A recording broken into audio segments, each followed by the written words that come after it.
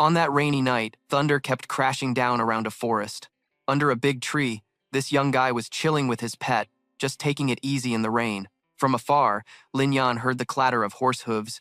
He looked up and saw a beautiful girl riding a horse, galloping straight toward him. When the horse thundered past, it even splashed rainwater all over Lin Yan and his pet. Their eyes briefly met, but it didn't mean much, since the girl looked like she was in a serious hurry. After a bit more riding, her horse got caught on a rope stretched across the path. The horse immediately balked, but the girl reacted fast, kicking off the saddle to land smoothly on the ground. But right after that, a bunch of masked assassins popped out from the bushes on both sides, rushing to attack her. She fought back hard, but it was useless. Meanwhile, Lin Yan was still standing under that tree, seriously wringing out his soaked shirt. He heard horse hooves again, thinking it was another rude rider like before. But this time, the rider lost control right in front of him, then crashed hard off the horse. Lin Yan freaked out and quickly caught the man. "You okay?" The old guy looked pretty rough, only able to grab Lin Yan's wrist, begging for help to turn the tide. Back to the beautiful girl being chased by assassins. Those guys didn't even flinch at her attacks, so she had no choice but to run. But running wasn't a good plan either. Proof was, she'd been cornered by the riverbank, with the river rushing fast and the assassins closing in behind her.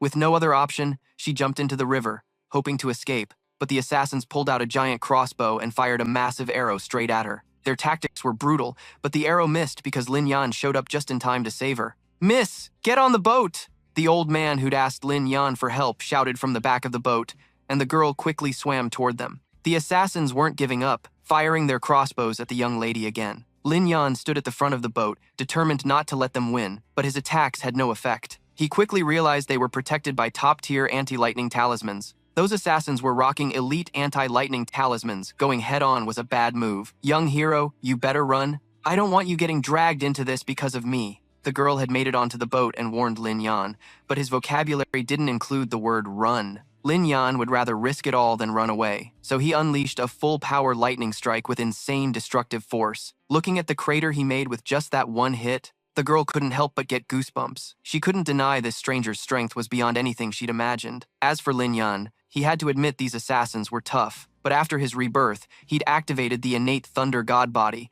which gave him the upper hand. Otherwise, today would have turned into a brutal battle. Though he'd temporarily held off the assassins, Lin Yan knew this place wasn't safe anymore. He'd noticed a mountain cave ahead, so he told the old man to steer the boat downstream toward it. They entered the cave to rest and start a fire. Lin Yan's and the young lady's clothes were dried out. Once they were dressed properly, the girl finally got a chance to greet Lin Yan properly, and only then did he get a good look at her. "Lei Yu, thank you for saving my life." Lin Yan was stunned for a few seconds, partly because he was blown away by Lei Yu's beauty. As for the rescue, Lin Yan didn't expect anything in return.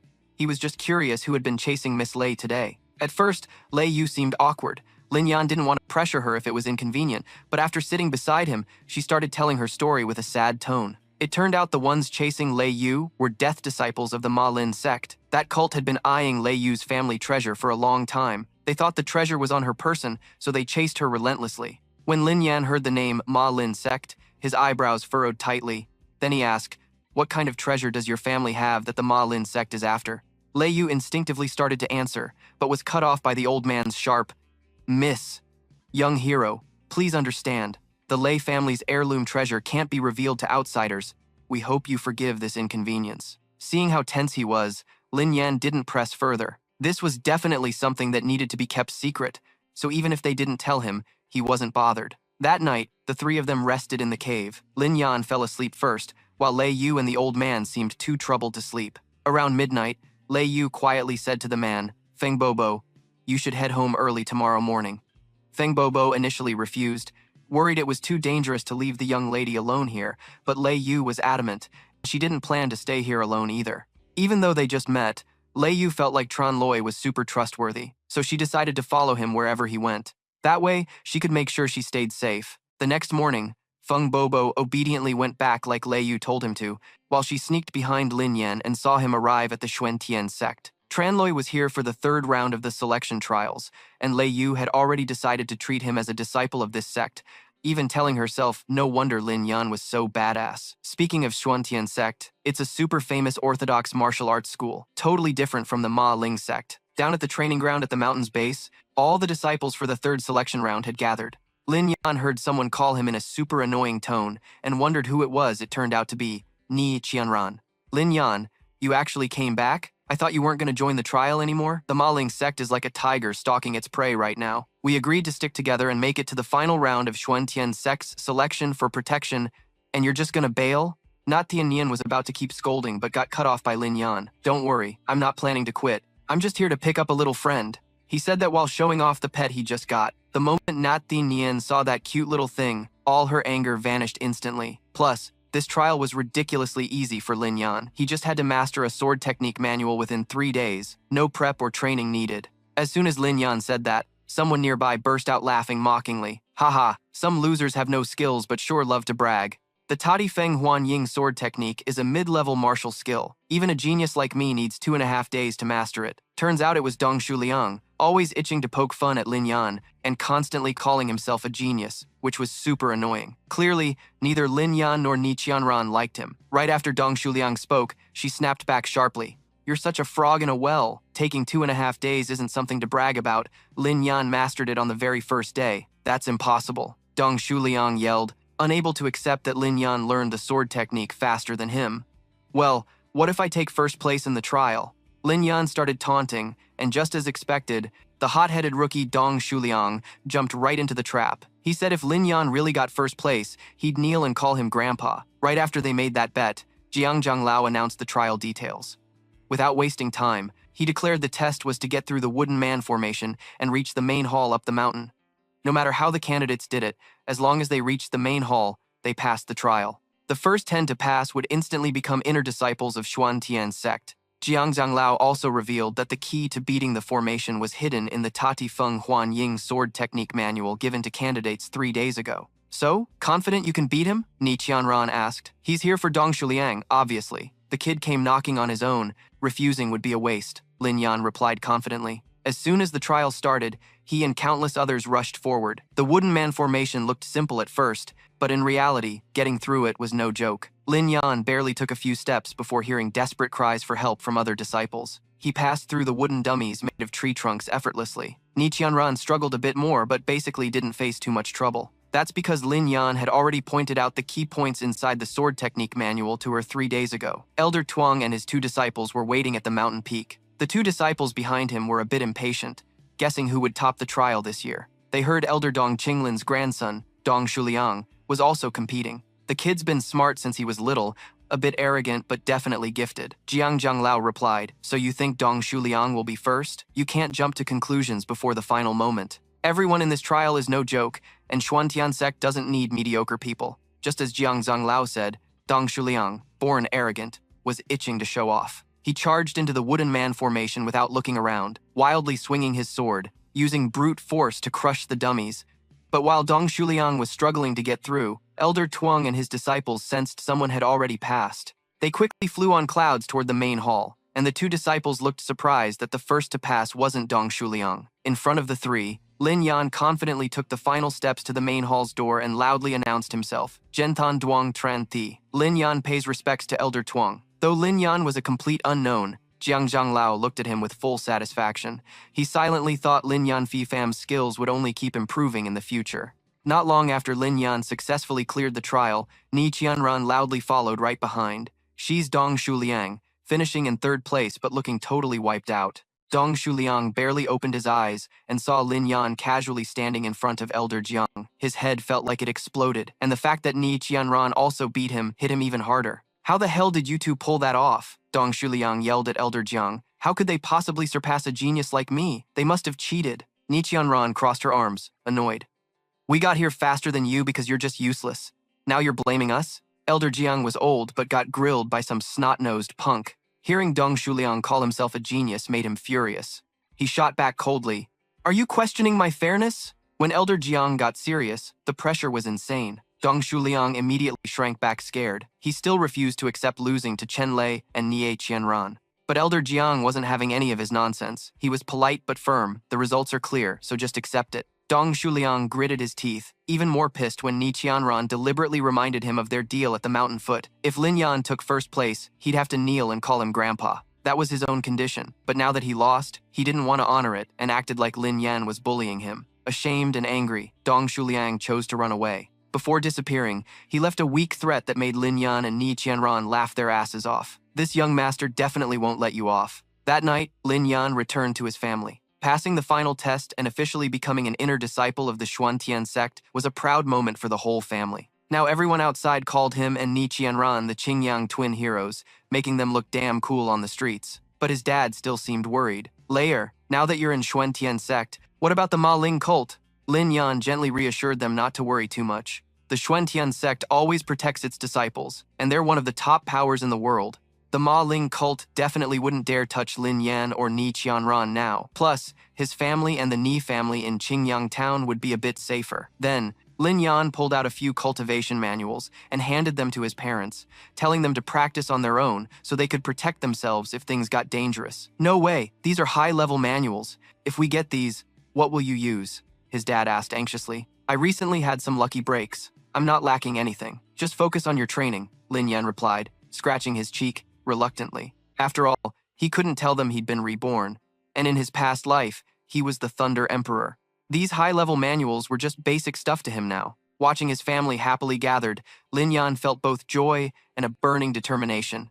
He was set. This life, he wouldn't let his parents or little sister suffer any harm again. Remembering how in his past life he helplessly watched them fall because of the Ma Ling cult, he vowed it would never happen again. Leaving the inn where his family stayed, Lin Yan and Ni Qianran headed back to Xuantian sect. On the way, she kept chatting about the test results. I thought getting into Xuantian sect would be crazy hard, but this little lady passed easily, thanks to your sword guidance too. Ni Qianran was all smiles, but Chen Lei suddenly felt a chill run down his neck. Instinctively, he turned his head left and narrowly dodged a deadly trap. Who's there? Lin Yan shouted, spinning around. Ni Qianran hadn't even noticed they'd just been targeted by a poison dart assassin. The culprits quickly showed up. Besides the bitter loser Dong Shuliang from this morning, there was also Chen Zhaojun. Looks like Dong Shuliang was dead set on taking them down and had brought reinforcements. Chen Lei, you keep ruining my plans. Today, I'm taking your life. Chen Zhaojun shouted a warning. No one knew how Dong Shuliang hooked up with this guy, but Lin Yan reminded them that his dad was the head of the Chen family.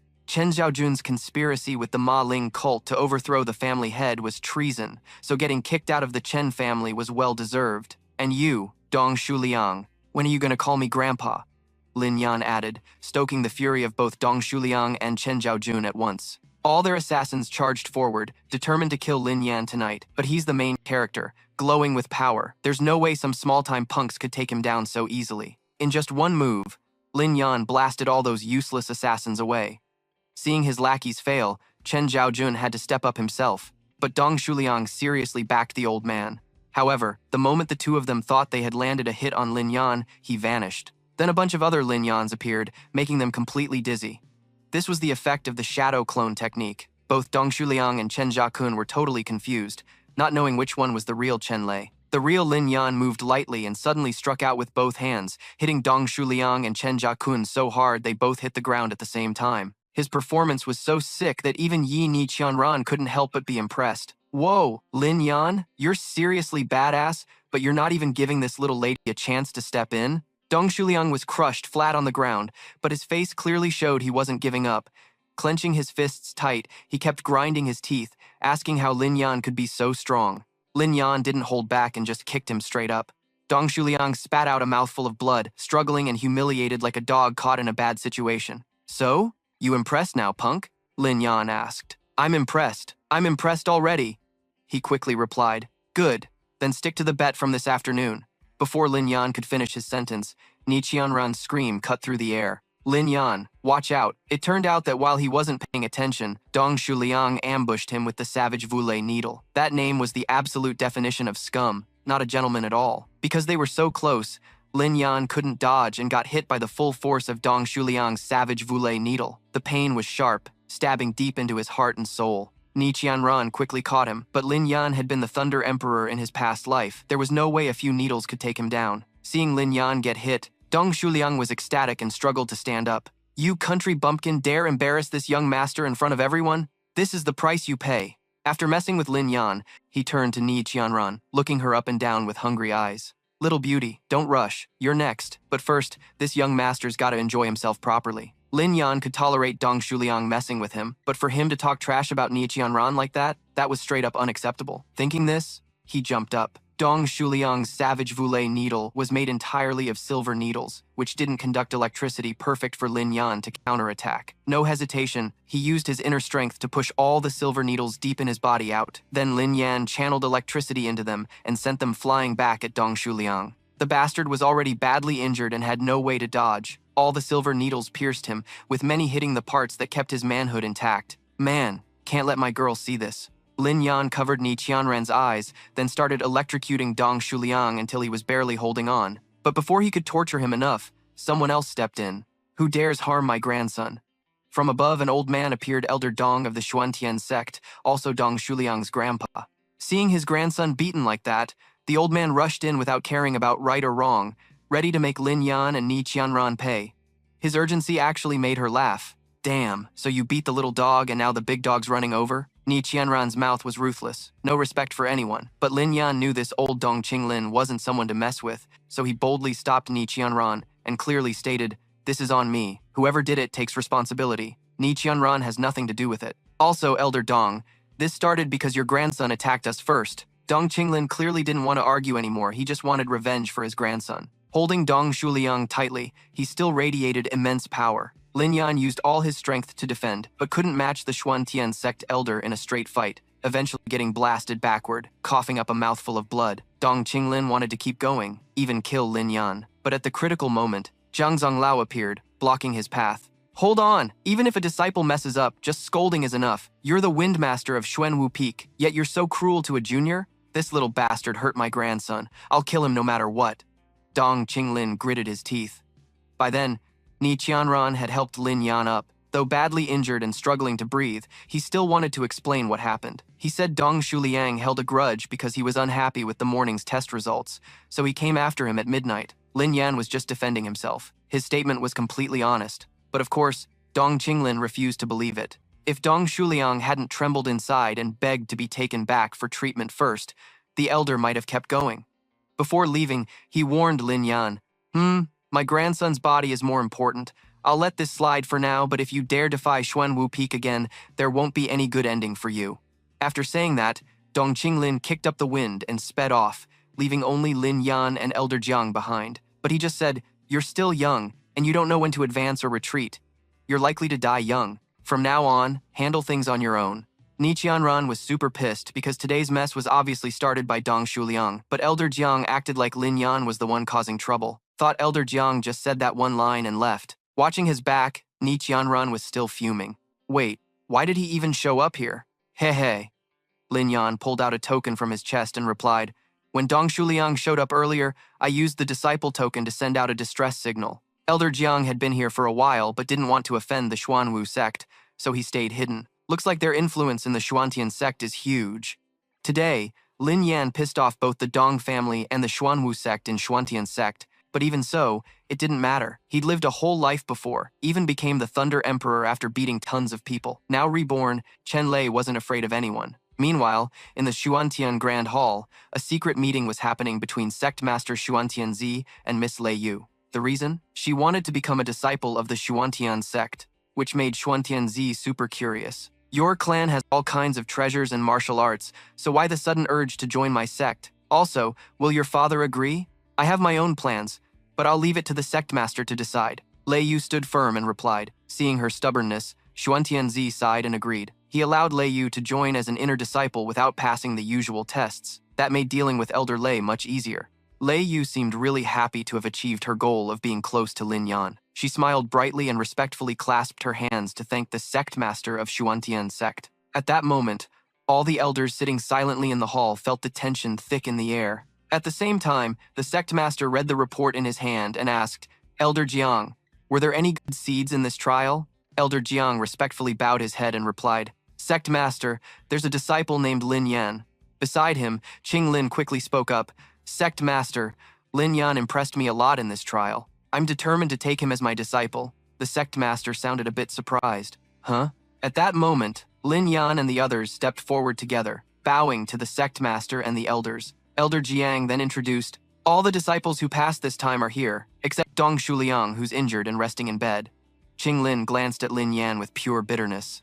"That brat hurt my nephew. I want you to suffer worse than death." Lin Yan caught the bullet-like glare but wasn't scared. He looked back at the hall attentively. The sect master looked down and loudly asked, "Who is Lin Yan?" Lin Yan stepped forward respectfully, bowed his head, and said, "Qingyang Lin Yan, greetings, sect master."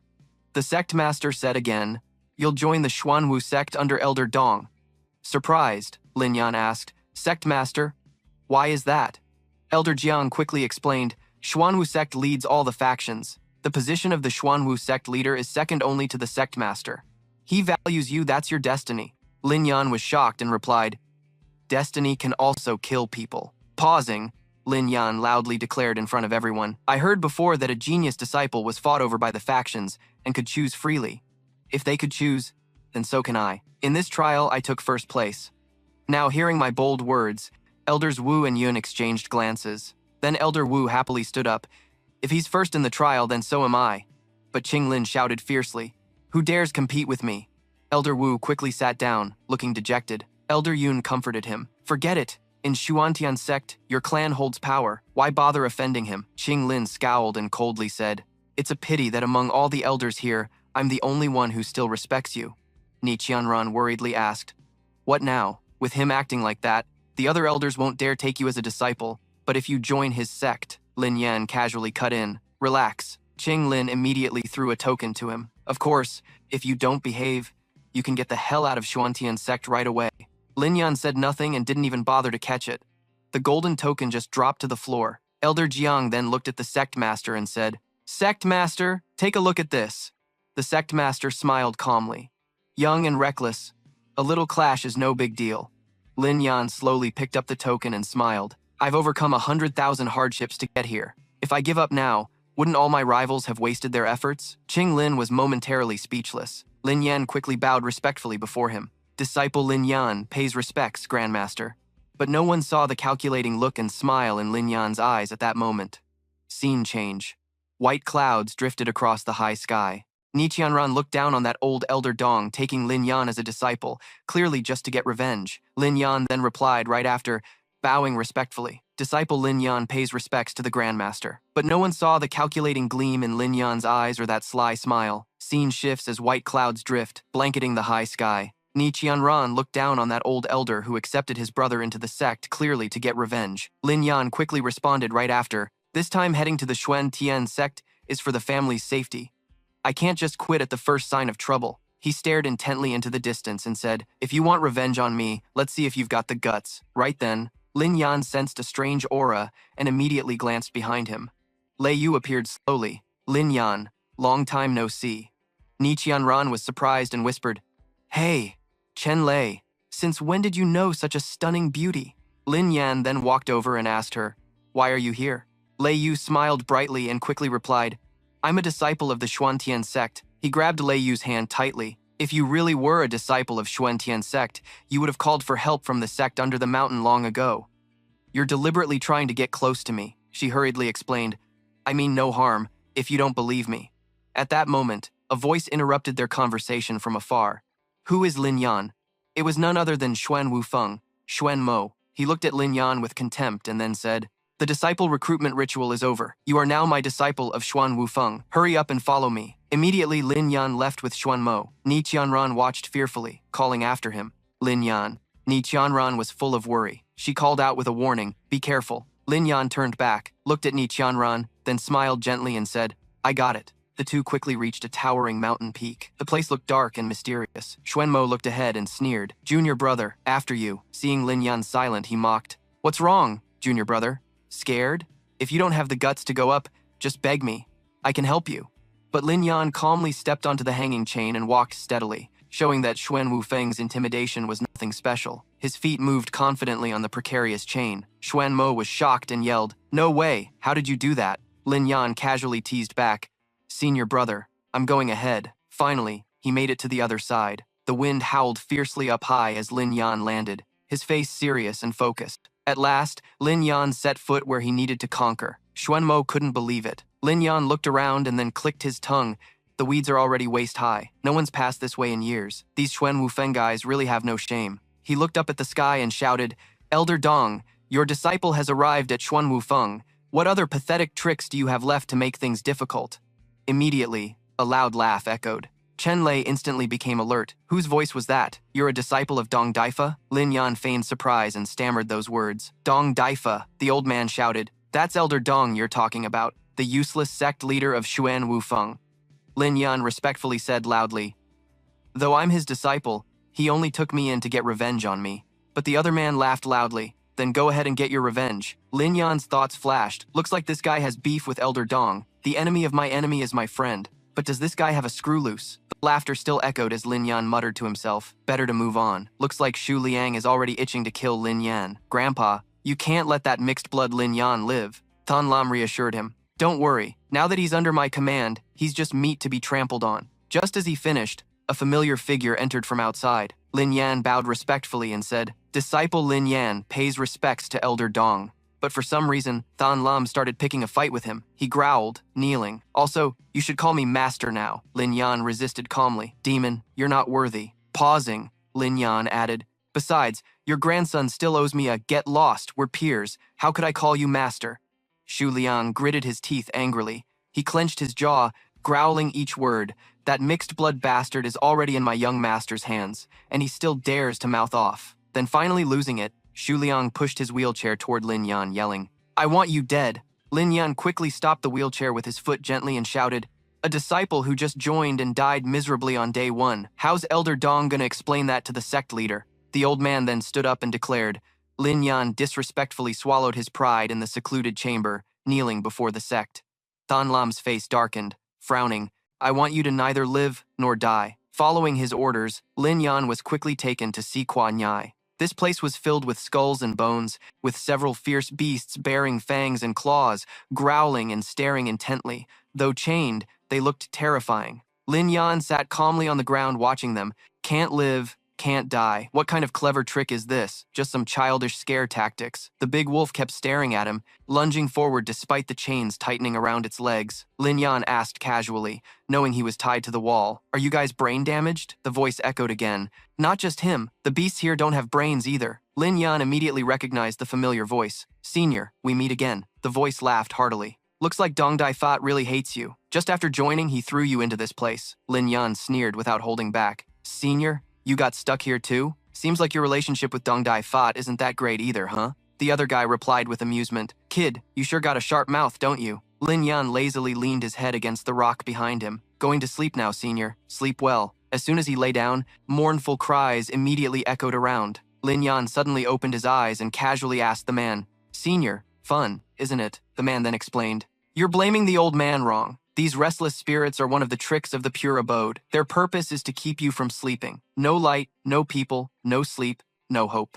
Then he asked Lin Yan, Do you know how many people have gone insane and died here? But it seemed Lin Yan didn't really care. He asked again, Senior, you must be trapped underground, right? The man was surprised. How do you know? No, why aren't you scared at all? Lin Yan replied calmly. Not only am I not scared, I even have a way to get you out. The senior was surprised. What? Lin Yan stopped sleeping and quickly stood up. Xuanwu Peak, Chiang Ridge. This place is all about mind and coldness. Someone must have reversed the earth veins. The voice quickly responded, showing some knowledge, but that's far from enough. He stopped before the pack of beasts, demons, and monsters, surely part of the formation. Senior, how many people have you offended exactly? Chen Lei then turned around and guessed, looks like the mountain trail is also part of the formation. Lin Yan then sat down beside a rock and continued. And the red iron is the link to the Xuan Tian Peak of the sect leader. The trapped man laughed mockingly. Sect leader? He deserves it. I spit on him. Chen Lei quickly guessed.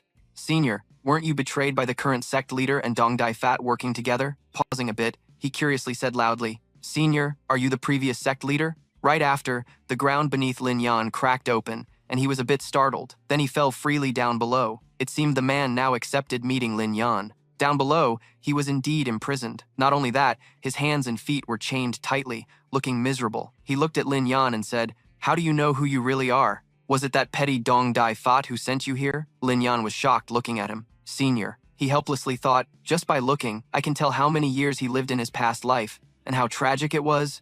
I've seen plenty of stories like this. Chen Lei quickly stood up and respectfully bowed. Senior, what I said was just my guess. This man was Lei Fengzi. He looked at him, then sighed. Forget it. Your strength is weak. Trying to rescue me will only drag you down. You should leave. Chen Lei pointed at himself and asked, which way should I go? Fengzi looked behind. Behind me is a tunnel that leads straight to the chains of Xuanwu Peak. Fengzi then threw something out. If you like the kid, here's a little gift for you. Go quickly. Chen Lei respectfully said, thank you for your help. Senior, rest assured, I will find a proper way to rescue you. Outside, the space was very quiet. Slow footsteps of a woman approached. Lei Yu looked around, thinking, the path to Xuanwu Peak is only this one without guards. Then she noticed some change on the tower above and was a bit startled.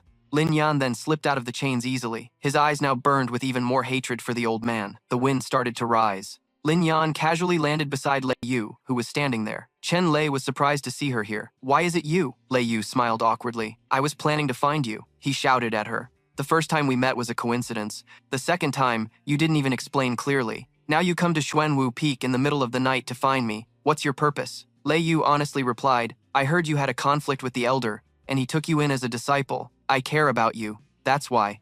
Lin Yan remained very cautious and asked, why do you care about me? Lei Yu blushed and shyly turned away. Seeing my lifesaver in danger, caring a little isn't normal. He annoyedly started to gather his inner power to threaten her. Don't want to tell the truth, huh? After a moment, he withdrew his power. Forget it. I never oppress women, but you don't care about her either. I have things to do. Don't get in my way. Meanwhile, someone was rushing over this way. It was Ni Qianran. She was so anxious she bumped into Lin Yan without realizing. Seeing him, she was delighted. Chen Lei, you're down? Just in time. I have urgent matters to tell you. She saw Lei Yu behind and immediately asked, am I disturbing you too? Lin Yan straightened her up and gently said, if it's urgent, you should say it first. Ni Qianran then hurriedly said, after you left today, I was taken in as a disciple by Long Shofeng. Do you know who Long Shofeng's top disciple is? Then Tian Nian told him the truth she knew. Xiao Tong, he's from the demon spirit sect. Lin Yan didn't expect this and immediately shouted in shock. What? At the same time, Lei Wu stepped forward to respond. As far as I know, Xiao Tong is an orphan adopted long ago by an elder in the sect. How could he be connected to the demon spirit sect? Tian Nian hesitated. Then she cautiously looked at him and asked, Lin Yan, so now this lady is my person? Lei Yu said with a determined look. Little junior sister, I was once hunted down by the demon spirit sect, so I have some grudge against them. Just speak straight. Ni Qianran was also very generous at this moment. She said, all right, I trust you. Right after, Tian Nian immediately recalled the past. That night she was standing by the cliff of Dragonhead Peak. Ni Qianran was lost in thought, looking at the mountains and forests, when suddenly a strange sound made her alert. She quickly shouted, who's there? The voice answered, Junior Sister Ni. The guy is none other than the senior disciple of Dragonhead Peak, Xiao Song. She was surprised. Senior brother. Xiao Song stepped closer and asked, why are you still here so late, junior sister? Ni Qianran then said, on my first day joining the sect, I felt restless and couldn't sleep, so I went out for a walk. Then he happily said, I heard junior sister is from Zhenqingyang, though it's a bit far. It's a land full of talents. Ni Qianran was surprised and asked, senior brother, have you ever been to Zhenqingyang? Xiao Song looked up at the night sky and said, when I was young, I traveled with the master and passed through there once. Ni Qianran replied, so that's how it is. Then suddenly she broke out in a cold sweat. Why does this posture look so familiar? Remembering that face, she was secretly shocked inside. Ni Qianran then confirmed it was him. According to her story, that night, Tran Trak Quan conspired with the demon spirit sect to attack Zhenqingyang. She saw Xiao Song with the demon spirit sect's group. Those masked people even respectfully knelt and called him Little Wolf King. Ni Qianran added, at that time he didn't act, but the team leader was extremely respectful to him. After telling this, Ni Qianran immediately said to him, we came here to borrow the prestige of the Xuantian sect to protect Zhenqingyang, but if Xuantian sect is involved with the demon spirit sect, what should we do? Lin Yan looked at Lei Yu and asked, Lei lady, according to you, no one in Xuantian sect knows Xiao Song's true identity. She replied, on the surface, surely no one knows. Lei Yu gritted her teeth, but the two just said Xiao Song is the Little Wolf King. The Little Wolf King is the nephew of the demon spirit sect's leader, and in recent years he led people to destroy many distant towns. Hearing this, Ni Qianran standing nearby couldn't help but exclaim, oh my god! Lin Yan immediately reassured her. Ni Qianran, don't panic. Then he said, if Xiao Song's identity is still hidden in the shadows, then the demon spirit sect's power inside Xuantian sect must also be concealed. Zhenqingyang is just a small place. The demon spirit sect wouldn't risk exposing their ambush inside Xuantian sect just for that. Then he looked at Lei Yu. Lei lady, please don't spread what you heard today outside. To avoid stirring up trouble, she immediately agreed. All right. After finishing, he grabbed Tianyan's hand and left. Then, we'll go first. She was surprised. And just like that, the two quickly distanced themselves from Lei Yu. After they went far, Tranloi stopped. He explained to her, "That girl just now is still an enemy we don't know well. Why did you say everything so boldly?" Tianyan hesitated. "I thought you two were like that." Speaking of which, her face flushed slightly. "So it's not true? That's good then." Lin Yan was surprised, then asked, "Why are you so happy?" Ni Qianran hugged her warm cheeks. "What does it have to do with you?" "Right. I heard you were locked in the quiet abode by the elder, so why did you come down the mountain at midnight?" He calmly replied, "I escaped." Tianyan was startled. "What? You're saying you escaped? For now, I can't let others see you, got it?" Tianyan immediately whispered, "I just joined and don't know much about Xuantian's sect, so why don't you come hide with me for a few days?" Pausing a bit, then pouted, "But don't bully me, all right?" Then Ni Qianran led him to a place while saying, "To get to Dragonhead Peak, I only know this path." Ni Qianran clarified a bit. "Also, I heard now to get to Xuantian's 9 peaks, you have to go through the teleportation formation. Actually, the iron chain has been abandoned for a long time," he said. "Looks like I'm really screwed at Xuan Wu Peak." Then she happily took out a yellow token. "This must be my token to enter. Let's try it first." Right after, the teleportation formation suddenly spun and reacted toward Tranloi. Seeing him sucked in, Tianyan was a bit shocked. Damn, he doesn't have a token. The teleportation formation will warn him. Finally, both were quickly transported by the formation. As they shifted to another place, Ni Qianran couldn't help but worry. "Lin Yan, where exactly did you get teleported to?" But he quickly appeared and startled her. "Waiting for me?" Seeing Ni Qianran about to shout, he immediately covered her mouth and whispered, "Shh, I have something important to tell you." Lin Yan then said, "There was a rumor before that the demon spirit sect was nurtured by the heterodox tribe, and that might be true." He frowned and added, "Moreover, even the Xuantian sect's leader relies on the heterodox tribe. He plans to sacrifice new disciples like us to the devil blood formation." Hearing this, Ni Qianran was stunned, her eyes wide open, then frozen by his words. Tianyan worriedly pulled Lin Yan's hand and asked, "Lin Yan, where exactly were you teleported just now? How is it connected to the heterodox tribe?" Tianyan anxiously pressed for answers. "People say the heterodox tribe is extremely vicious, specializing in eating humans, but aren't they the ones getting blocked outside the Fengziyan continent?" Lin Yan flashed a hint of sadness on his face, thinking to himself, "Man, I must have been just as naive in my past life." It wasn't until he guarded the border city for 500 years that he realized how weak Fengziyan really was. Then he immediately helped Tianyan up, saying, "Things are serious now, listen up first." After a moment, Lin Yan went on to recount how he was teleported to a completely unfamiliar place. He looked around, then got a bit surprised, thinking this place was familiar. At the same time, Lin Yan noticed light and voices coming from the other side of the door, and he instantly got on guard. Driven by curiosity, he slowly approached and sneaked a peek inside by opening the door a crack. The divine historian sat on a high platform, asking, "We'll activate the Saima blood formation next month. Are the sacrifices ready?" Lin Yan quietly realized, "This is the divine historian of the alien clan." Thon Lam respectfully replied, "Master Divine Historian, we've recruited a large number of young disciples as planned." He smiled slyly. "Good. That way, even if we attack Fengziyan, you can say the disciples are just training, so no one can stop you." The Heavenly Sun laughed along to flatter him. "Don't worry, sir. We'll do our best to be good insiders."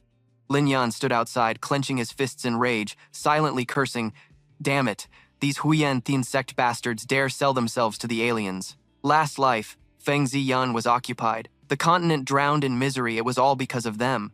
At that moment, the divine historian finally sensed Lin Yan's presence. He immediately slammed a palm against the door. "Who's out there?" His power shattered the wall, causing a huge explosion. But outside, there was no one. Looks like Lin Yan had already slipped away before he was discovered. Meanwhile, Lin Yan once again headed to Feng Zi's place. As soon as he arrived, the old man's eyes lit up with joy. "Oh, back after all this time. Seen everything you needed to see, huh?" Tran Loi immediately asked. "Did you purposely let me go? Then hand me the token to spy on the sect leader's collusion with the aliens? Why'd you do that?" Feng Zi then stepped closer to him. "Because I value you. I thought you'd rush straight to the teleportation formation, but instead, you babbled about girl drama for half a day." Tran Loi bluntly told him, if he wanted to expose the sect leader, he should just say it straight up, no need to go through all this hassle. But Feng Zi had his reasons. He said, "Hearing is believing, but seeing is truth." He painfully recounted how the war between aliens and humans had dragged on for over 10,000 years, and Feng Ziyan was becoming increasingly unstable. Of course, some traitors were always looking for their own gain. Then anger flashed in Feng Zi's eyes. When he learned the truth back then, he wished he could have ripped those two traitors apart. Unfortunately, when he tried to investigate, he got outsmarted. Lin Yan quickly shared what he'd overheard. They planned to offer newly recruited disciples as sacrifices to the aliens. If Dong Dai Fat hates me that much, then he'll definitely send me off. Feng Zi frowned and replied, Exactly. That's why I told you all this. You have exceptional talent and a grudge against Dong Dai Fat. You're the best person to stop this. Lin Yan knelt before him. Thank you, senior. Feng Zi looked a bit surprised. Thank you? Aren't you scared? Lin Yan immediately said, If you hadn't told me the truth, the alien plot would have succeeded. Once Feng Zi Yan falls, countless lives will suffer unimaginable consequences. Feng Zi was quietly amazed that even in such danger, Lin Yan's first thought was the people, caring more about their lives than his own. Thinking this, Feng Zi then warned, Time's running out, get ready. Now after hearing all this, Ni Qianran looked at him worriedly. Lin Yan, just the two of us trying to stop the aliens from activating the Sima blood formation? That's way too tough. Lin Yan immediately said, For now, we just take it one step at a time. Then he pulled out a blue pill and said, Take this chi stabilizing pill home and use it. Try to break through to mid-stage true chi soon. Ni Qianran was surprised. Chi stabilizing pill? How do you have such a rare pill? Lin Yan scratched his head and said, Don't worry so much. Ni Qianran's eyes hardened with resolve. She firmly said, All right, I trust you. Then he handed her a feather and said, Soon, I'll head down the mountain to find opportunities, trying to level up to the fish origin realm before going to Feng Zi Yan. Ni Qianran's jaw dropped in shock. Fish origin realm? Lin Yan, you're not even 15 yet and you want to level up to fish origin realm? Are you chasing something? But despite her worry, he confidently said, Nothing's impossible for me, Lin Yan. I'm about to shift realms right here below Huyan Tin sect on Thanduan Mountain. Lin Yan was in a shop saying, Shopkeeper, I want to rent a room for alchemy practice for 3 days and order another batch of herbs. Kok Sin smiled happily. Sure, sir. The deposit is 500 lower-grade spirit stones. When it came time to pay, Lin Yan was embarrassed inside. Damn, my money got taken when I was imprisoned. Just then, a voice rang out. 1 medium-grade spirit stone. No need to look further. He jumped and turned to see Lei Yu smiling. Why are you here? Following me again? Lei Yu teased cheerfully. I was worried Tran wouldn't bring his money, so I came to check. So Tran, did you bring any cash? Lin Yan sighed and mocked himself. Lei Yu's just teasing you. I was worried Brother Chen might head out without any cash, so I came to check. So, Brother Chen, did you bring any money? He sighed, mocking himself. Heroes don't just breeze through the Spirit Stone trial. Scene shifts to a quiet, empty house. No one's around. Lin Yan and Lei Yu step inside, and he immediately locks the door. Then he turns to her and asks, So what's your deal, Miss Lei? Can you spill it now? Lei Yu replies, I admit I'm with the Xuan Tian sect because of Brother Chen, but I swear I mean no harm. Lei Yu frowns, staring straight at him. Then I'll be blunt. Brother Chen is the Thunder Court Saint Body? Lin Yan answers coolly, The Thunder Court Saint Body? Isn't that the technique recorded in the Thunder Emperor scripture? Lei Yu tenses up, then quickly asks, So Brother Chen really knows about the Thunder Emperor scripture? Yang Zhu chimes in, Legend says the Thunder Emperor scripture is a god-level cultivation method left by the ancient Thunder Emperor, and the Thunder Court Saint Body is the prerequisite to mastering it. Lei Yu honestly confesses to you, I'm also a Thunder Court Saint Body, but since the Thunder Emperor scripture has been lost for ages, I have the physique but can't harness its power. He replies, So that's why you've been trailing me all this time? Lin Yan thinks to himself now. In his past life, he stumbled upon half of the Thunder Emperor scripture, which activated his Thunder Court Saint Body. Too bad he only found the first half, and in the end, his reincarnation failed, losing everything. Then he says, Miss Lei Yu, our relationship isn't close enough to be hashing out stuff like this. Lei Yu quickly responds, I get it. I'll prove my sincerity to you. She then hands him a pouch. Thanks, Brother Chen, for clearing up my doubts. Consider these spirit stones a token of gratitude. She says this as she heads for the door, asking to leave first. Brother Chen says it's fine, and the door closes behind her. Lei Yu fades into the distance. Alone inside, Lin Yan quietly calculates, since he's reborn without mental blocks, breaking through the primal barrier and using pills won't be a problem. Just waiting on the herbs to arrive so he can concoct a primal breakthrough pill and immediately break through. But right then, a loud banging on the door echoes. Lin Yan goes out and opens the door, surprised. Hey, I didn't order this many herbs. Thon Thon says nothing, then suddenly kicks toward him. Pausing, she stubbornly says, I need this alchemy room. You get out. Lin Yan snaps back loudly. I paid the deposit to the shopkeeper, so I have the right to use this alchemy room. Shopkeeper, is this how you run your business? The man stammers. Little bro, Miss Hua's purple night bloom is a rare herb, and it's super hard to keep fresh. If you haven't started alchemy yet, why not let her use it for a day first? He looks at the white flower and asks, you want to make the purple night pill? He covers his mouth and laughs. Damn, you gotta be kidding. Than yells in frustration. What's your problem? Chen Lei says, the alchemy room's fire formation is only level 1, totally useless for extracting the essence of the purple night bloom. What a waste. Than insists. It's urgent. I can only try once. Lin Yan seriously tells her, sounds like you're desperate to save someone. I actually have a perfect method here. Than looks at him with disdain. You really think you can make the purple night pill? Lin Yan keeps talking nonsense coolly. The alchemy room's conditions are like this. Believe me or not, want to save someone or not?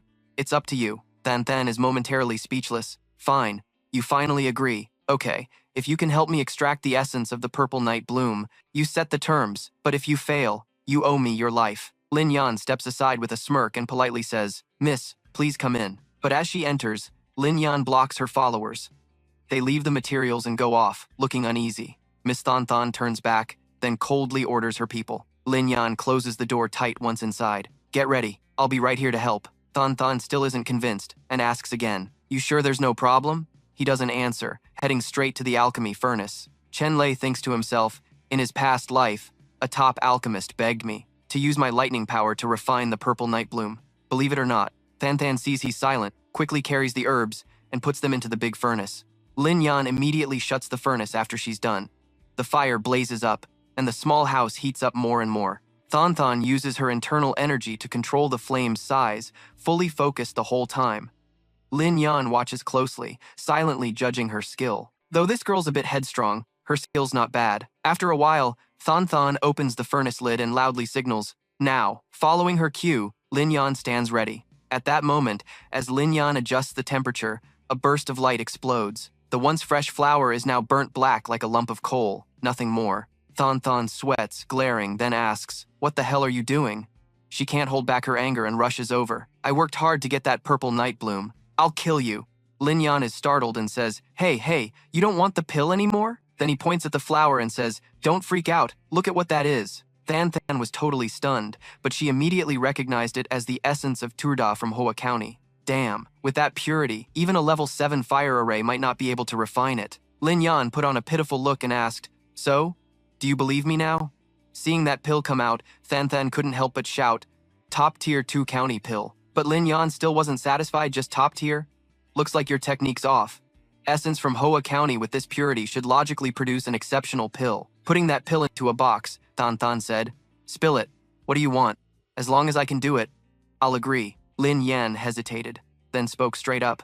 First, I need a large supply of pills for the next few days because I'm heading to Feng Tu Yen border. She was a woman of her word, so she immediately agreed. No problem. Lin Yan added, then I'll also need some support pills to help break through the late-stage realm, so I hope you can provide some rare ingredients. Than handed over a token and then told him, I'm giving you the Dan God Alliance token. Whatever you want, just go to the branch and get it. Anything else? Lin Yan didn't expect Than to be so accommodating and felt a bit awkward. Miss, aren't you being a little too generous? She laughed and replied, you helped me big time. It's only right to repay you a bit extra. Then Than immediately sat down on a small bed nearby and looked at him, saying, aren't you the one who wants to refine pills? Finish that first, then we'll talk. Lin Yan was surprised. Aren't you in a hurry to save someone? Than wiped sweat, looking a bit tired.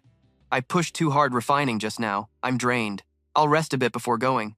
Besides, with your miraculous refining skills, I'm curious about your technique. Lin Yan didn't hold back either. He said, all right, if you want to watch, I'm starting now. Lin Yan leaned in close, satisfied this fire setup wasn't bad. Then he looked at Than and said, help me grab the refining materials over here. She got pissed. Then she shivered from the cold and pushed back immediately.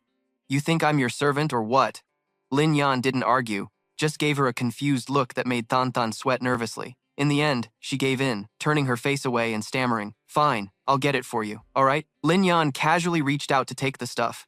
Okay, help me get some stuff. Consider yourself lucky. Than retorted, don't you have any shame? Then Lin Yan dumped everything into the furnace. All right, let's start refining. Than was shocked and annoyed. Why are you so reckless? But he didn't care. This is how I refine. Got a problem with that? Than bluntly replied, your actions waste materials and insult the art of pill refining. Now it was Lin Yan's turn to be shocked. Then Trun Loi gathered his inner power and said to Than Than, "Watch closely." A beam of light slowly radiated from Lin Yan's hand. He frowned and focused on the refining furnace. Following Lin Yan's energy flow, the power shot straight into the big furnace. Right after, Lin Yan condensed a blue pill in his hand. Than Than was left wide-eyed in amazement. She said, "Breakthrough pill? How can such a careless method produce a real pill?" She thought to herself, "I'm Hua Than Than, daughter of the Dan God Alliance leader. Every pill refiner I've known since childhood has seen this, but I never expected a master to come from the streets." Then Than Than changed her attitude. "Mr. Trun, I was rude today. If you ever need help, just contact the Dan God Alliance branch. I'll take my leave now. You're free to go. See you next time."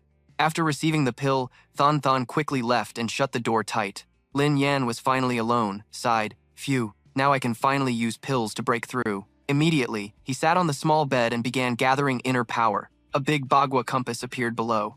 Then Lin Yan popped the pill he just refined into his mouth and swallowed. While absorbing it, he thought, "I'm at the peak of the true Qi realm, just one step from the Nu Nguyen realm. Perfect timing to use this pill." Below his dantian, he had already condensed a purple energy orb. His eyes showed determination. Lin Yan opened his eyes, swung both hands wide, and unleashed a massive energy wave. Scene shifts to night. The wind howled eerily across the sky. Lin Yan arrived at Fong Tu's place and said, "Senior summoned me urgently. Could it be because Dong Dai Fat took action?" Fong Tu was surprised. Lin Yan caught on quickly. "Oh, right. Someone will be coming to the quiet abode looking for you soon." He turned to Lin Yan and asked, "You've broken through to Nu Nguyen realm? How? How old are you?" Tren Loi quickly replied, "I'll be 15 next month." Fong Tu couldn't hide his satisfaction. He was pleased. Nu Nguyen realm before 15? Great. You're even more outstanding than I imagined. Looks like our plan might need some adjustments. Then he raised the hand that had been chopped by Zixing and waved it. "Come here." Lin Yan bowed respectfully and stepped forward. "Senior, any further instructions?" Fong Tu looked him straight in the eye and asked bluntly, "Do you want to apprentice under me?" Lin Yan didn't answer right away. Instead, he said, "Senior, got any last words?" Feng Zi stared him down and bluntly asked, "You want to take me as your master?" Lin Yan didn't answer right away but said instead, "I've known you for a long time, Senior, but I still don't know your title." He said coldly to him, "I've long forgotten my own name, but people call me Thunderstorm Master." Hearing that surname, Chen Lei was momentarily startled, thinking to himself, Thunderstorm Master honestly told him, "Back then I happened to get half of an ancient martial art called Thunder Emperor Scripture, mastering the art of thunder control." Lin Yan silently told himself, "Thunder Emperor Scripture? No way. In my past life, I also relied on this ancient technique to become the Supreme Thunder Emperor." Then he asked directly, "Which part of the Thunder Emperor Scripture did you get, Senior? You didn't hide the latter half, right?" He added, "This martial art was already extremely difficult, and after the first half was lost, the latter half became even harder to cultivate. If not for that, how could I have been tricked by those two bastards?" Chen Lei thought to himself, "Back then it was because I didn't have the second half that I failed the tribulation, reincarnated. If I could cultivate the entire Thunder Emperor Scripture." Then Master asked him, "So, do you want to apprentice under me? Try learning the Thunder Emperor Scripture." Lin Yan immediately knelt down. "Master above, please accept my bow." Thunderstorm Master was very pleased. "Good," he reminded him. "Soon, Tong Daifa will send you to the borderlands. Make sure to seize the time to comprehend the Thunder Emperor Scripture." Lin Yan quickly took the secret manual. "Master, I have a way to help you escape from here," Thunderstorm Master said calmly. "My matters can wait until you return from the borderlands." He frowned, looking at him probing. "So, you're not confident?" But Lin Yan immediately said, "Now I'm 100 times more confident." Master then teleported back toward the Qinglin Hall, now surrounded by thick smoke and bones. Lin Yan asked in surprise, "I haven't finished my repentance yet. Why did Elder Tong call me out urgently?" The elder said, "This was the sect leader's chance for you." Lin Yan, though knowing this, still looked very surprised and let out a small, "Oh!" Qinglin then said, "The sect leader wants to send some young disciples to the front lines to train. This is a great opportunity, and since you're new, it's just right for you to go learn how to deal with the alien tribes." Chen Lei immediately objected. "If it's such a good opportunity, why not send Tong Shuliang? I heard his wound has fully healed." Shuliang was unwilling, shouting, "Young master, I'm not going. I've got more important things to do." Qinglin pretended to cough as a reminder. Xuan Mo, standing nearby, pointed at him. Annoyed, "Master, just do what he says." Qinglin also spoke up. "Xuan Mo, you're going too." He bowed respectfully. "Thank you, master. Your disciple will give it his all. Make your master proud on the frontline battlefield." Lin Yan looked at his expression with silent contempt. So eager to die, huh?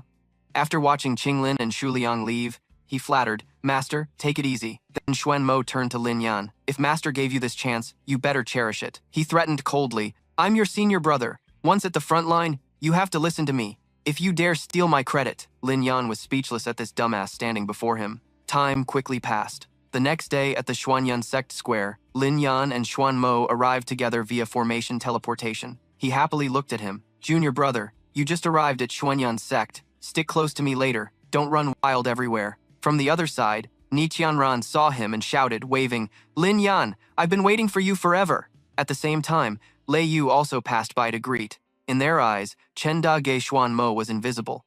He tried to start a conversation. Are you two new disciples? I'm from Xuanwu Peak. Lei Yu doesn't care. Big brother Chen, I'm here to introduce senior brother Xiao Tong and senior sister Fan Shiyu, who will lead the team this time. Passing by, Chen Lei respectfully bowed.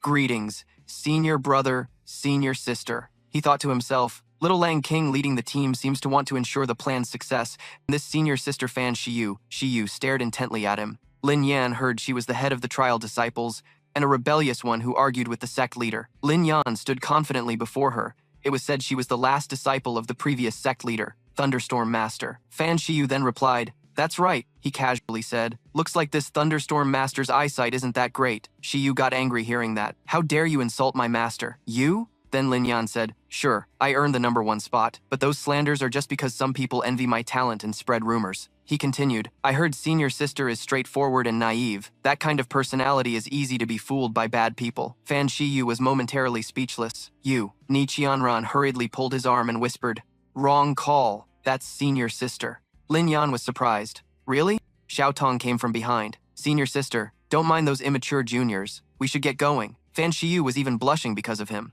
Watching the two being all lovey-dovey, Lin Yan silently groaned. Thunderstorm Master, damn it, your little disciple has no eye for people at all. Right then, Xiao Tong raised his token high into the air, channeling his inner power into it. Immediately, a large wooden ship appeared in the sky. Ni Qianran was amazed. Wow, that's so cool. The guy standing above shouted down, All junior brothers and sisters, get on the flying ship. After a while, everyone was aboard, and the ship began to unfurl its sails and take off. Xiao Tong stood above and clearly said, This time, our frontline target is Battle 100 City. Battle 100 City is quite far from the King's clan of the Strange Beasts. Most of the Strange Beasts coming here are only at the Chi stage, so everyone doesn't need to worry. He then announced the reward. Every time someone kills a Strange Beast, they earn 1 battle merit point.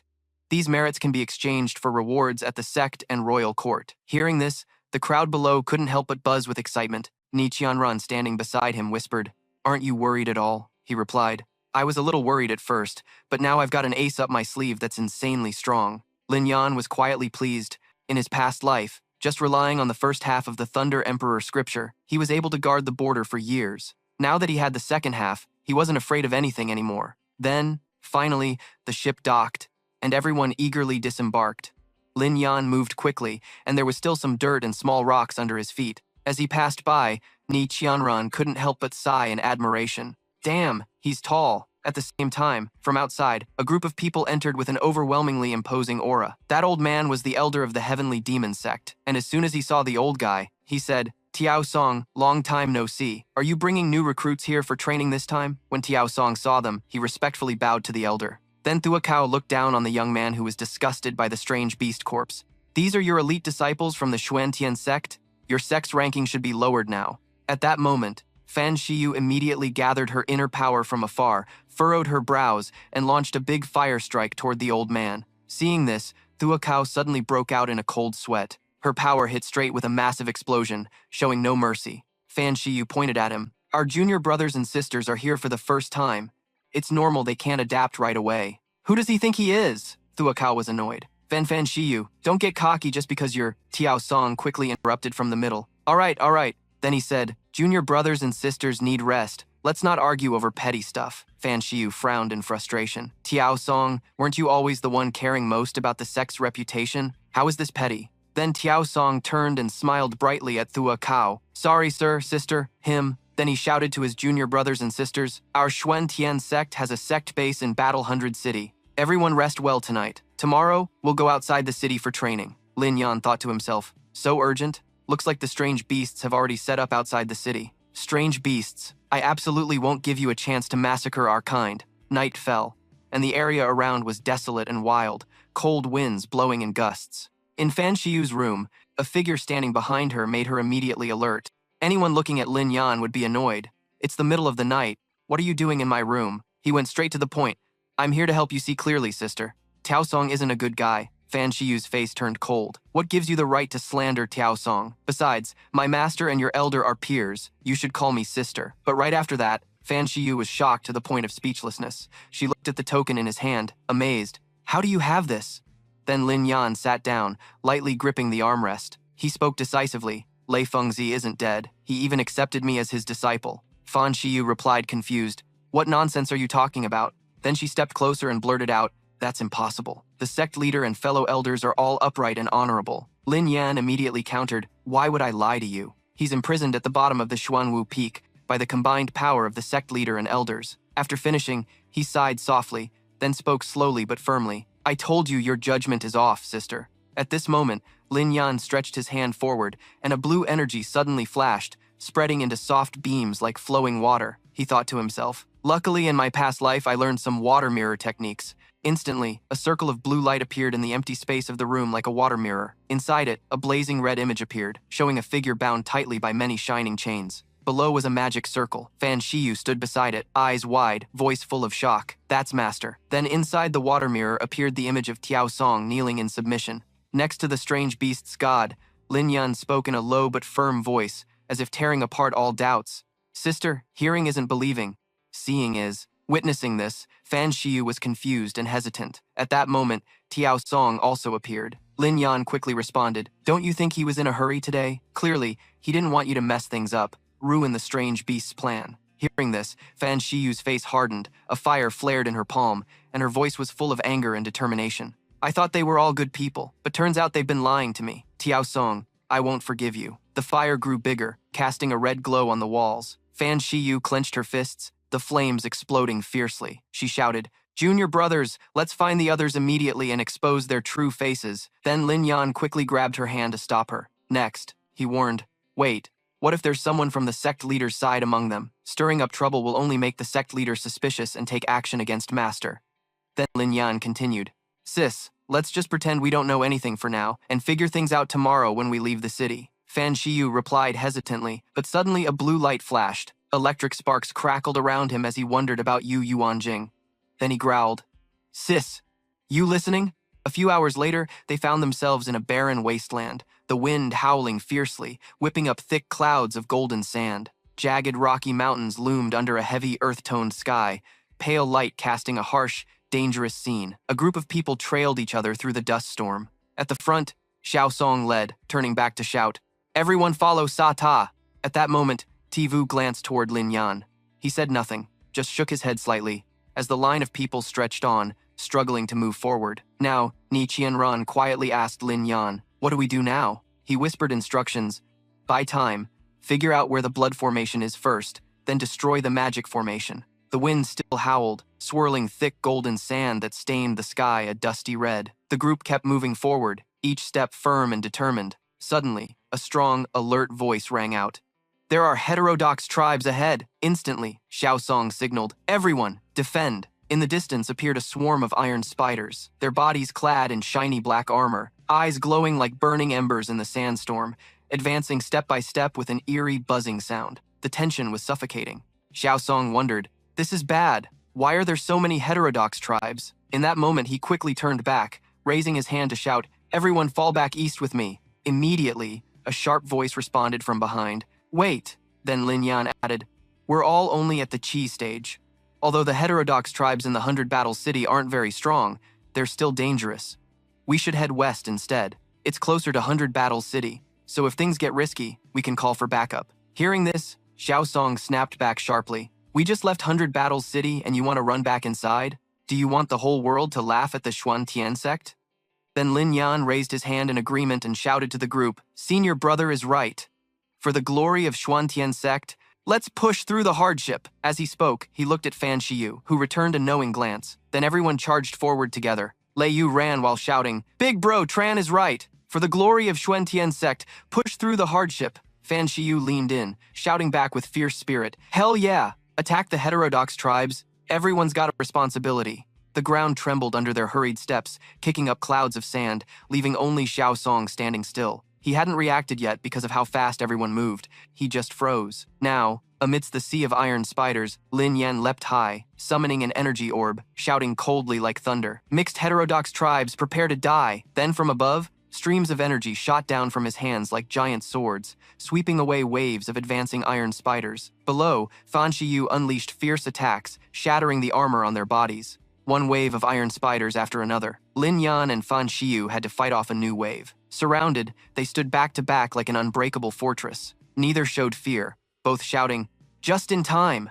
Nearby, junior brothers joined forces to attack the iron spiders. A powerful, spirited voice echoed, "The senior sister has distracted a large number of heterodox tribes. The rest, let's charge and wipe them out." A junior brother with blue hair gritted his teeth, clutching his weapon, slashing down, the clash of metal against spider legs ringing sharply. He shouted in frustration, "Why are these heterodox tribes so strong?" The iron spiders spun around, their legs knocking the junior brother flying. He hit the cold sand, eyes wide as the iron spider closed in. Trembling but desperate, he cried out, "No, please save me." Then one iron leg shot forward at terrifying speed. The junior brother opposite, sweat rolling down his cheek, eyes wide as his sword stopped just inches away suddenly. Everyone was stunned, confused by what was happening. It seemed all the iron spiders froze. One junior brother shouted, "What's going on?" At that moment, Xiao Song stepped forward. He shouted decisively but urgently, "Don't overthink it. While these heterodox tribes haven't attacked yet, let's move."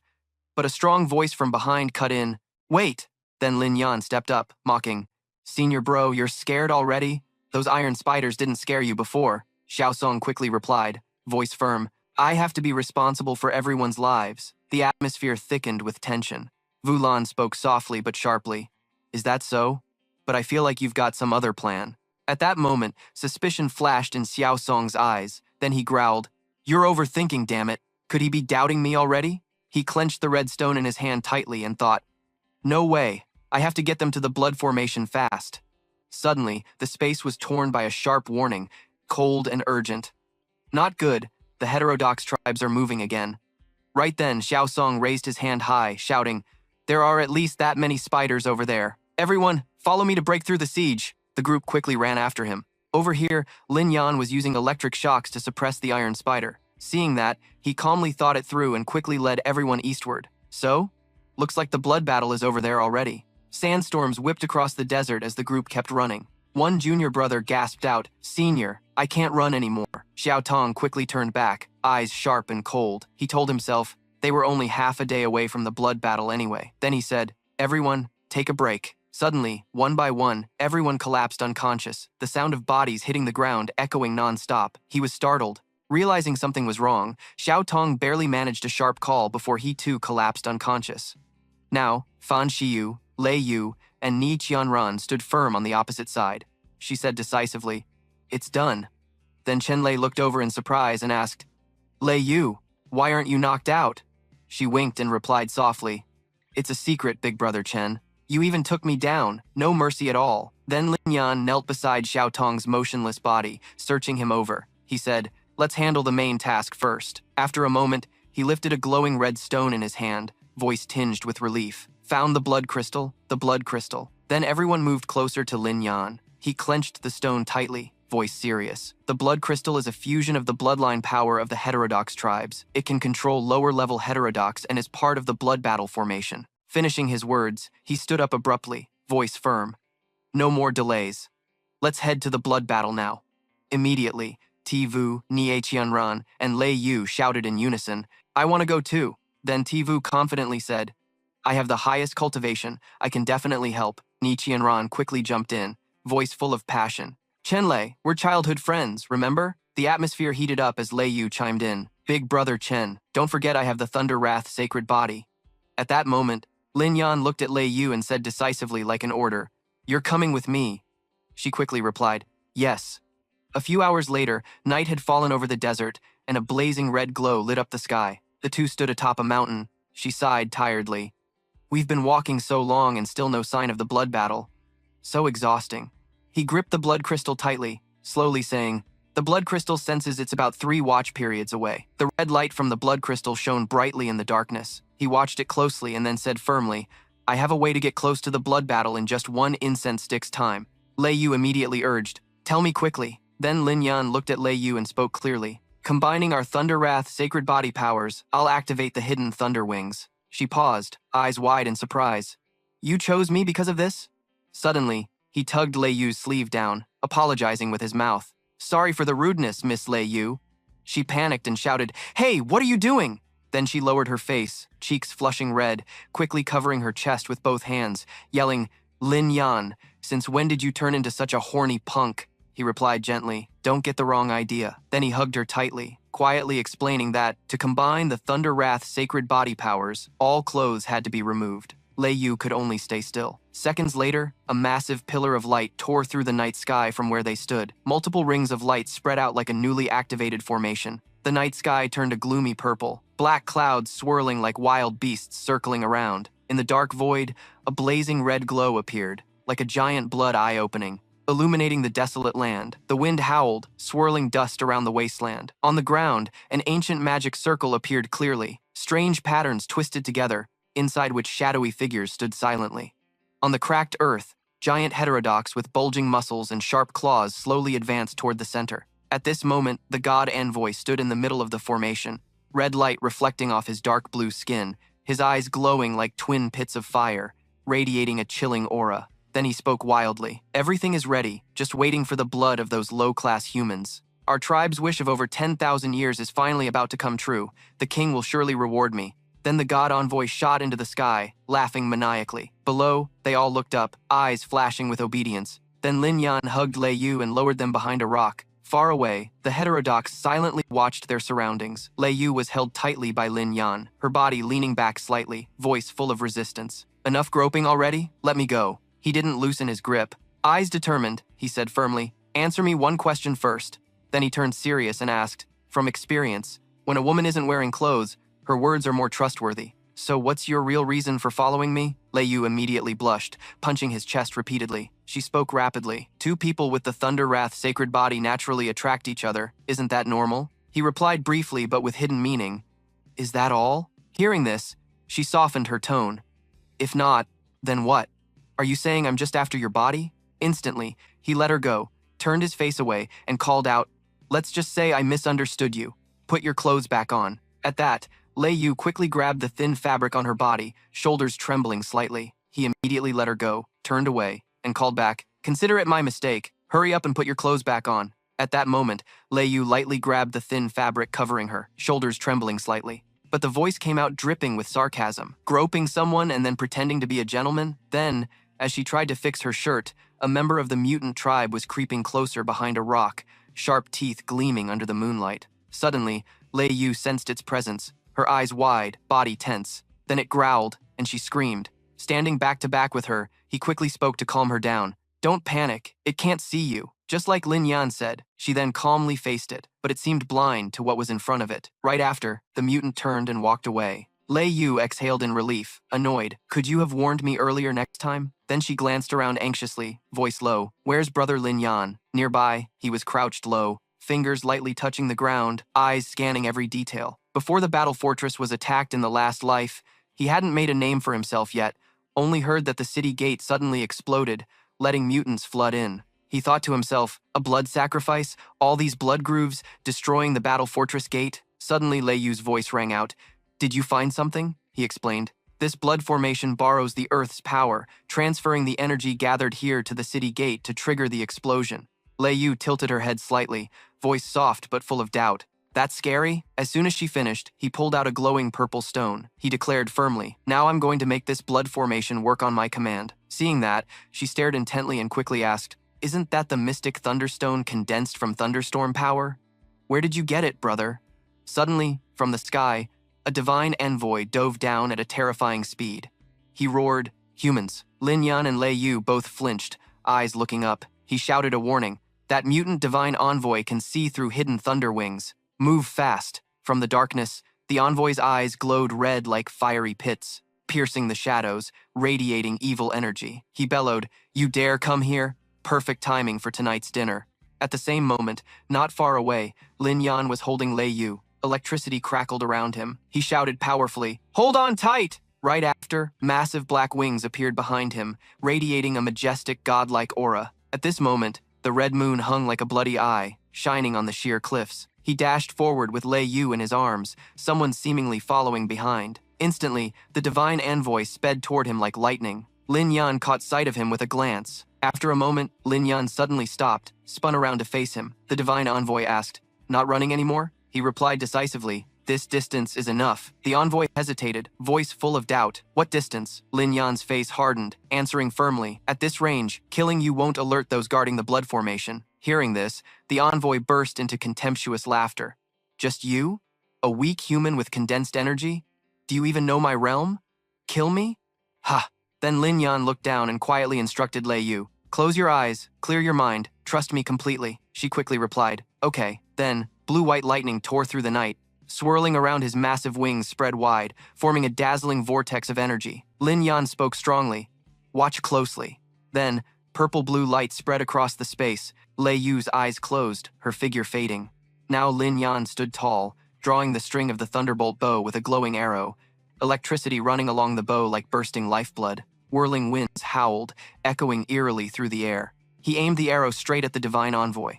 In that moment, the envoy froze, voice filled with shock, shattering his previous confidence. "What's happening? Why can't I move?" Then each envoy transformed into a massive pillar of light, charging at the frozen divine envoy. Now, his face was blinded by the arrow's light, only his red eyes showing astonishment. He screamed in panic, "How is this possible? How could a lowly human kill me?" As soon as he finished, he was engulfed in light. The impact thundered like a violent storm, shaking the ground. Huge rocks were thrown into the air, shattered into thousands of pieces. Now, Lin Yan was high above, eyes steady, gripping his bow tightly, voice strong and challenging. "This is just the beginning. If the mutants want to kill, it won't be just you." Meanwhile, at a fortress, the sky was dyed crimson-purple by sunset, the last light reflecting off the ancient tiled roofs, creating a scene both majestic and grim. Above the city gate, heavy footsteps echoed, armored figures rushing, cloaks fluttering with urgent strides. On the watchtower, Chancellor and Jing Feng, the battle fortress city lord, stared at the scene below, exclaiming in unison, "There are countless mutants down there." With glowing red eyes, a soldier's voice suddenly rang out, "Urgent." Since last night, these mutant beasts have been secretly gathering beneath the walls, now numbering 100,000. After hearing the report, Chancellor shouted, "Cold as a blade, an absurd army of over 100,000 right under the city walls. And you're only realizing this now?" The soldier knelt, replying anxiously, "The mutants arrived so strangely, the defense posts couldn't detect or warn us in time. What's even stranger is that although they could ambush and attack the city, they haven't made a move." At this moment, Jing Feng clenched his fist, eyes fixed on the distant horizon. He thought, "The Mystic Heaven sect just sent disciples here. The mutant clan is stirring up trouble. Could these two events be connected?" Then, he spoke with suspicion, capable of striking from the shadows but not attacking outright. "What the hell are these mutants scheming?" Meanwhile, in the desolate wasteland, the group was still slowly making their way down the endless road. Tio Tung raised his hand to his temple, his movements slow but full of thought. He questioned himself. Last night he blacked out for no clear reason, and he kept suspecting it had something to do with Tren Loi. But after saying that, he glanced around subtly, his eyes flicking over the serious face of the boy, then continued to ponder. "Everything's the same as usual, just like I thought. Stop overthinking it. The blood battle is coming soon." Right then, Nichian Ran suddenly tapped Lin Yan's shoulder, speaking softly but with hidden meaning. "Hey, I heard from Lei Yu that you two had some kind of interaction last night. What happened?" "Spill it," he replied briefly, but with undeniable confidence. "Just wait and see." The wind howled across the wasteland, kicking up layers of dust swirling in the air. The sky stained a dull yellow-gray. Footsteps quickened, crunching on the dry sand, the line of people stretching out, their steps steady, the sound of fabric brushing mingling with the wind. Moments later, Tun Kai wiped sweat from his brow and said suspiciously, "Senior Tio, is this really the way to the city? Why have we been walking so long and still haven't arrived?" Tio Tung answered calmly but with certainty. "Rush? What rush? Aren't we already here?" Suddenly, the ground beneath them shook violently, jagged cracks spreading out, whirlwinds swirling, dust blinding. At that moment, a massive magic circle appeared on the ground. Everyone gathered in the center of the circle. Tio Tung stood apart from the group. He shouted, "This is the place." Tun Kai stepped forward, full of doubt. "Senior, what do you mean?" Then, The ground began to tremble. Blazing red lights flared up. A gigantic red pillar shot up from the earth, engulfing everyone. It was the blood battle. Teotung stood outside. A trembling voice blurted out, "Oh my God, what is that?" Then the ground shook lightly as a giant beast's foot with sharp claws slammed down. Teotung approached Cook Lang, grinning with urgency. "Lord Cook Lang, once the blood sacrifice is done, the human clans can activate the Sima blood battle." Cook Lang laughed, satisfied. "Good. When that happens, I'll feast in the human world like a king." Seeing the scene, Tun Kai, trapped inside the blood battle, shouted in shock, "Senior Teo, are you betraying the human race?" Outside, Teotung knelt before Cook Lang, spitting out flattering words. "Everything is under the wise leadership of Lord Lang Vung." "Lord Lang Vung, brilliant and mighty," Cook Lang laughed heartily. Watching this, Fan Shiyu felt disgusted. She sneered, acting all arrogant in the sect. But outside, he's just a hunting dog for mutants. Disgusting. Hearing this, Teotung glanced back arrogantly. "The human race is doomed. I'm just seeing farther than you, fools." As soon as he finished, Lin Yan inside the blood battle shouted loudly, "You're wrong!" He stood firm, fists clenched, eyes blazing at Teotung, every word dripping with defiance. "Our human race has survived for tens of millions of years. Through every storm and disaster, how could we be wiped out so easily? Even if you break through Bach Qian City and invade human lands, we will still drive you out." Immediately, Cook Lang slammed the energy cage, imprisoning them. He sneered arrogantly, "You can only brag now. Soon you'll all be our food." Then he raised both hands, baring sharp teeth savagely.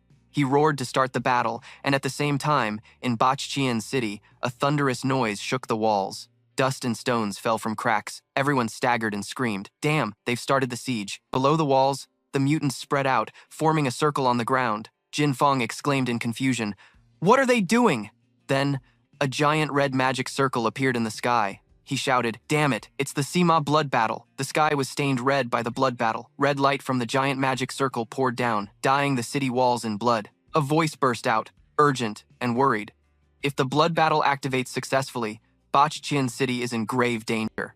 Then, the disgusting mutant monsters charged toward the city gates. They shouted the siege cry. Meanwhile, in the wasteland, seeing Cook Lang roar, Fan Shiyu's voice rang out, mixed with restless anxiety. "What are they doing?" Lin Yan beside her replied worriedly, "It's a mutant sacrifice ritual." Suddenly, inside the blood battle, a layer of fiery red mist enveloped everyone. They struggled to breathe.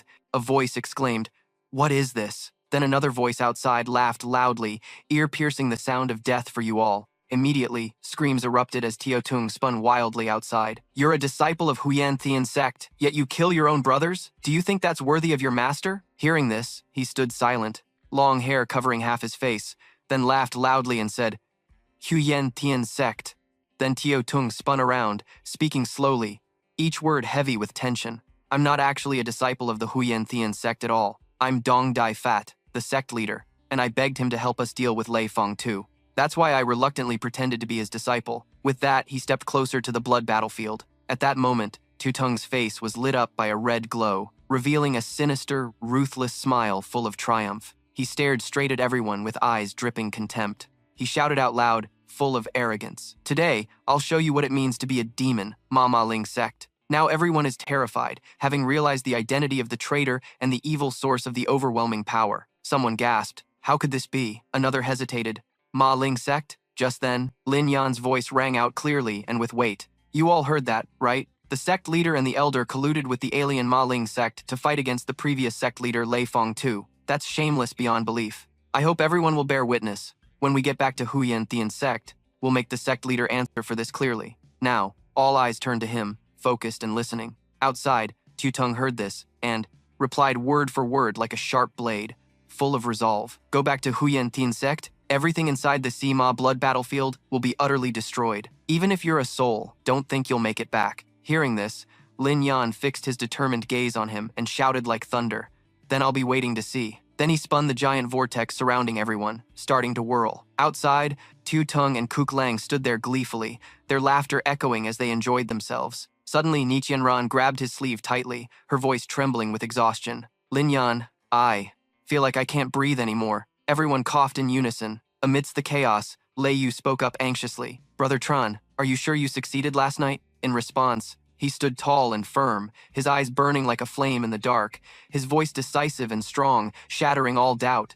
"Trust me, Meanwhile, at Bakshian City, the situation was extremely tense. Explosions roared like thunder. Circles of the blood battlefield spun wildly above, emitting blinding light before erupting into fierce fireballs that shook the air, debris falling down the city walls. The aliens charged forward, claws sharp and reaching out, bloodthirsty and frenzied, screaming to kill. Despite this, Tin Fong remained calm, his voice heavy with worry. The Sima blood battlefield has been activated.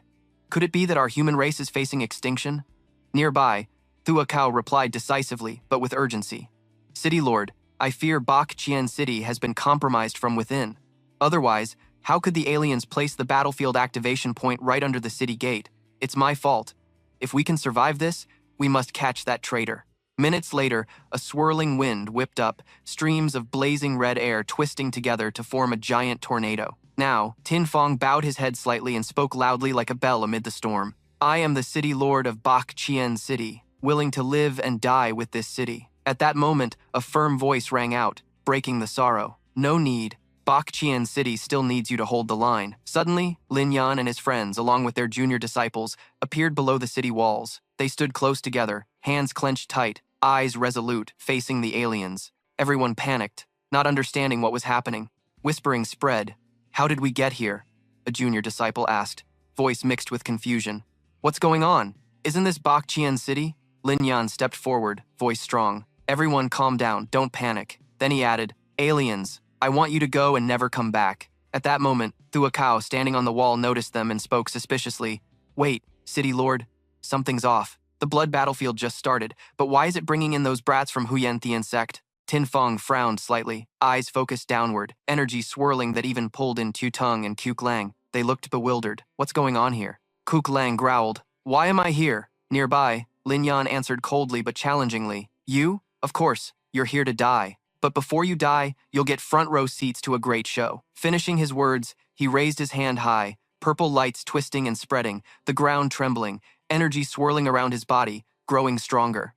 Right after, the sky seemed torn apart by a massive energy storm. From above, black-purple spirals roared, shaking the space with their sound. Bright purple light flared from the vortex's core, spreading into twisting energy streams. At the center of the battlefield, a giant purple beam shot straight down, like a pillar connecting earth and sky. Lightning bolts shot out in all directions. At that moment, Lin Yan stood below, hands supporting the glowing purple energy orb. In that instant, Lei Yu recognized the technique he was using and thought to herself, this is the Nine Heavens' mysterious thunder. Immediately, his hand clenched tightly, purple lightning bursting violently, swirling around his hand like furious dragons. Seconds later, the lightning formed into a divine thunder spear. Tran Loi gripped the weapon tightly, power surging explosively. Purple lightning shot out in all directions, slicing through the wind with dazzling streaks of light. Then, a blinding purple and white energy beam blasted toward the aliens at terrifying speed. They were thrown into the air, their bodies crushed and disintegrated in the dazzling light. Everything in the beam's path vanished without a trace. Witnessing what happened, Extreme Wolf screamed in shock. No way, even if you changed the direction of the blood formation, but since none of you died and there's no sacrifice, how could the blood formation have been activated? Lin Yan gripped his glowing sword tightly, his tone mocking. Who said there's no sacrifice? 150 miles south of the Dima blood formation, isn't there a wolf clan base? Extreme Wolf froze in disbelief. You. Filled with extreme anger, he bared his sharp teeth and lunged forward. I want to kill you. Without wasting a move, Lin Yan swung his sword, slicing straight through Extreme Wolf's chest, who looked bewildered. Just like that, he lost, his life fading away, dissolving into the air. Fan Shiyu watched the scene, unable to hide her admiration, clenching her fists as she ran over to the horse to praise Lin Yan. Junior brother, you're badass. Seeing you take down their leader like that, the rest of the alien tribes were thrown into chaos. Filthy humans, prepare to die. All of you, charge. They didn't want to lose easily. With their massive numbers, they moved to surround Lin Yan's human tribe. Seeing the countless enemies, a few started trembling and complaining. They're charging here, what now? Lin Yan thought differently. He lifted his head proudly and declared boldly, so what if it's 100,000 alien troops? Today, I'll wipe them all out. Finishing his words, he raised his blazing sword high. Lin Yan held it up facing himself, then swung the blade hard, a dragon head symbol slash, radiating sheer authority. In an instant, all those loud-mouthed aliens vanished into thin air. Finally, the mark Lin Yan left was an explosion of light like fireworks across the sky. The smoke from the blast slowly cleared, revealing some strange objects floating in the air. Looking closely, they were bright red specks, hidden within the smoke, quite a few of them. Not wanting to miss out on valuable stuff, Lin Yan pulled out a red crystal stone called Bloodstar, the life essence of 100,000 alien troops that couldn't be wasted. After a few seconds, those tiny crystals were easily absorbed by his glowing red Bloodstar. Once he collected enough life essence, Lin Yan quickly gathered the Bloodstar and examined it carefully. Confirming the alien tribe, corpses had vanished into thin air. Finally, the city gate of the capital opened. From inside, Jing Feng appeared, kneeling on the ground, clasping his hands gratefully to thank the young heroes of the Xuantian sect for saving the Battle 100 city from disaster. After greetings, under his guidance, they moved into a grand hall. Sitting below, Jing Feng began to speak. The hall belonged to the Lord of Battle 100 city. Brother Tran is truly a rare talent, single-handedly reversing the Sima blood formation, killing 100,000 alien troops. While praising, his eyes kept looking at Lin Yan and Ti Vu. Without you, our human tribe would have fallen into utter misery. Lei Yu, knowing her brother's great merit, jumped up to interrupt Jing Feng. Lord of the city, Brother Tran has made such a huge contribution. What military merit do you plan to award him? Hearing her reminder, he burst out laughing. Thank you, miss, for the reminder. Lin Yan of the Xuantian sect stepped forward, moving away from his seat. Jing Feng stood straight, facing Lin Yan. As the Lord of Battle 100 City, I officially award you the highest military merit. Seeing their lord bestow this title on him, a few beauties whispered excitedly. The highest military merit? This is the top honor the city lord can grant to someone. That's right. With this merit, you can freely choose a territory within the entire human tribe's domain. Receiving the title, Lin Yan bowed quickly, clasping his hands in thanks. Lin Yan thanked the city lord, but suddenly a dissenting voice spoke up. Wait a minute. Thua Cao, sitting nearby, spoke hoarsely to object. City lord, please hold on before granting such a great military merit to a junior. It might not be appropriate. Seeing his intention to resist, Ni Qianran immediately defended. Huh? What's inappropriate about it? Even without looking at the merits, just counting the points, 100,000 alien troops equals 100,000 points, enough for Lin Yan to get the highest military merit. Listening to her list, Jing Feng nodded approvingly with both hands. That's right, Brother Tran should have received an even higher military merit, but unfortunately, my authority isn't enough. Not wanting to beat around the bush, he raised his head and gave the final order. Here's the deal. I'll report your merits to higher-ups and help you get an even higher military merit. What do you think? With Jing Feng's support, Lin Yan was deeply grateful. Thank you, City Lord. It seems you don't want to let me go easily. Thua Cao continued to interrupt. But luckily, Fan Shiyu across from him fired back. I see you're just jealous that our Xuantian sect got such a high military merit, right? She couldn't hold back her emotions, angrily standing up and pointing straight at him. So, what did you say when we left the city? I'll quote you exactly. You guys from the Tianma sect are all trash. Your sect ranking should have been at the bottom ages ago. Caught off guard by Fan Shiyu's harsh words, Thua Cao was speechless and sweating. Seeing her bad mood, Lin Yan smiled to calm things down. All right, we still have to escort Tu Tung back to the Xuantian sect. This can't be delayed. Let's get moving. Seeing this, Fan Shiyu happily dropped the old grudge immediately. Fine, today I'll let this old man slide. Meanwhile, at another location, in a pitch-dark room, chains tightly bound Fong Tu. He lifted his head, smiling as he talked to the two men opposite him. What wind blew you two bastards here? No sooner had he finished than Fong Tu took a brutal kick from Thon Lam. You damn bastard. How dare you trick us? Over here, they didn't torture him, but the Heavenly Sun was pretty pissed and demanded, hand over the real Heavenly Initiation token now. Back then, who would have thought you'd use a fake to fool us? Hit hard, Feng Zi weakly collapsed to the ground, but still smiled. It took you 15 years to figure this out? Pathetic losers. Seeing he refused to cooperate, Qing Lin furrowed his brows in anger. You bastard. You think I'm scared to kill you? Xuantian sect. Everyone line up and move quickly up the stairs. Seeing Xiao Tong moving too slow ahead, Nie Qianran pushed him irritably to hurry up. Show some sense. Through the red communication card, a message startled Lin Yan. Those two traitors of mine have reached the gate. Hurry up. Lei Fengzi looked slightly surprised. He tried to calmly relay the message to those below. You all know about the sect leader and elder colluding with Xiao Tong to harm the previous sect leader Lei Fengzi. Now he's in danger. Will you come with me to save him? Something unimaginable happened, and all the disciples agreed with Lin Yan. We'll go with you, Lin Yan. You saved our lives. So from today on, we follow you. Seeing everyone united like that, he felt pretty happy, eyes burning red. Thanks, everyone.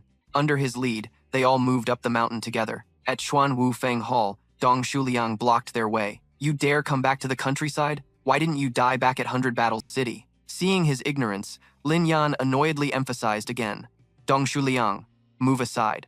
Dong Shuliang wasn't backing down, pointing his spear and ordering to charge into Xuan Wufeng. Ask the spear in my hand first before you speak. Before he could act, a rope wrapped tightly around him, dragging him to a corner near Xiaotong.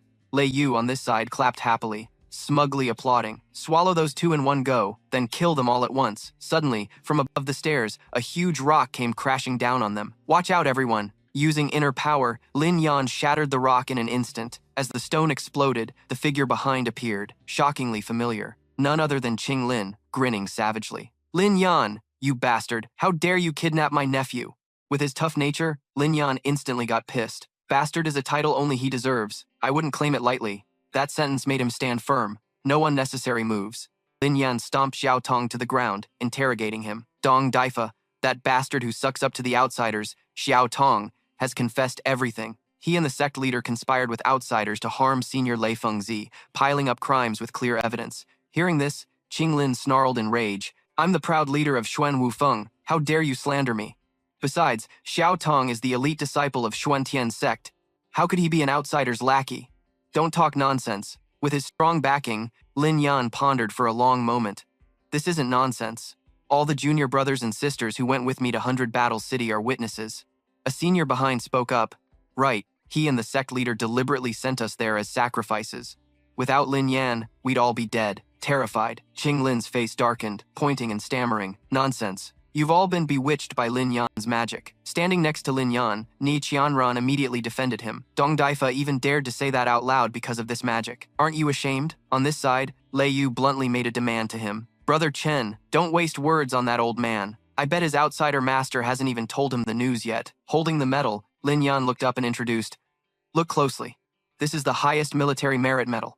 You think I conjured it with magic? A few steps away on the stairs, Qing Lin gaped. Military merit, highest rank. How could it be hidden? You got straight to the point. All 100,000 of my father's troops died by my hands. Faced with the facts, he froze, head deep in thought. Damn it, with him causing chaos like this, the Lord will definitely punish me. No, I have to buy time for the sect leader brother to get the heavenly initiation token and redeem himself. Qing Lin gritted his teeth, head bowed low, each word ringing out. If you all know everything, then there's no other way. Along with that, his inner power exploded, spiritual energy radiating thickly. I'll destroy this whole path, send you all crashing into the abyss below. This time, not even immortals can save you.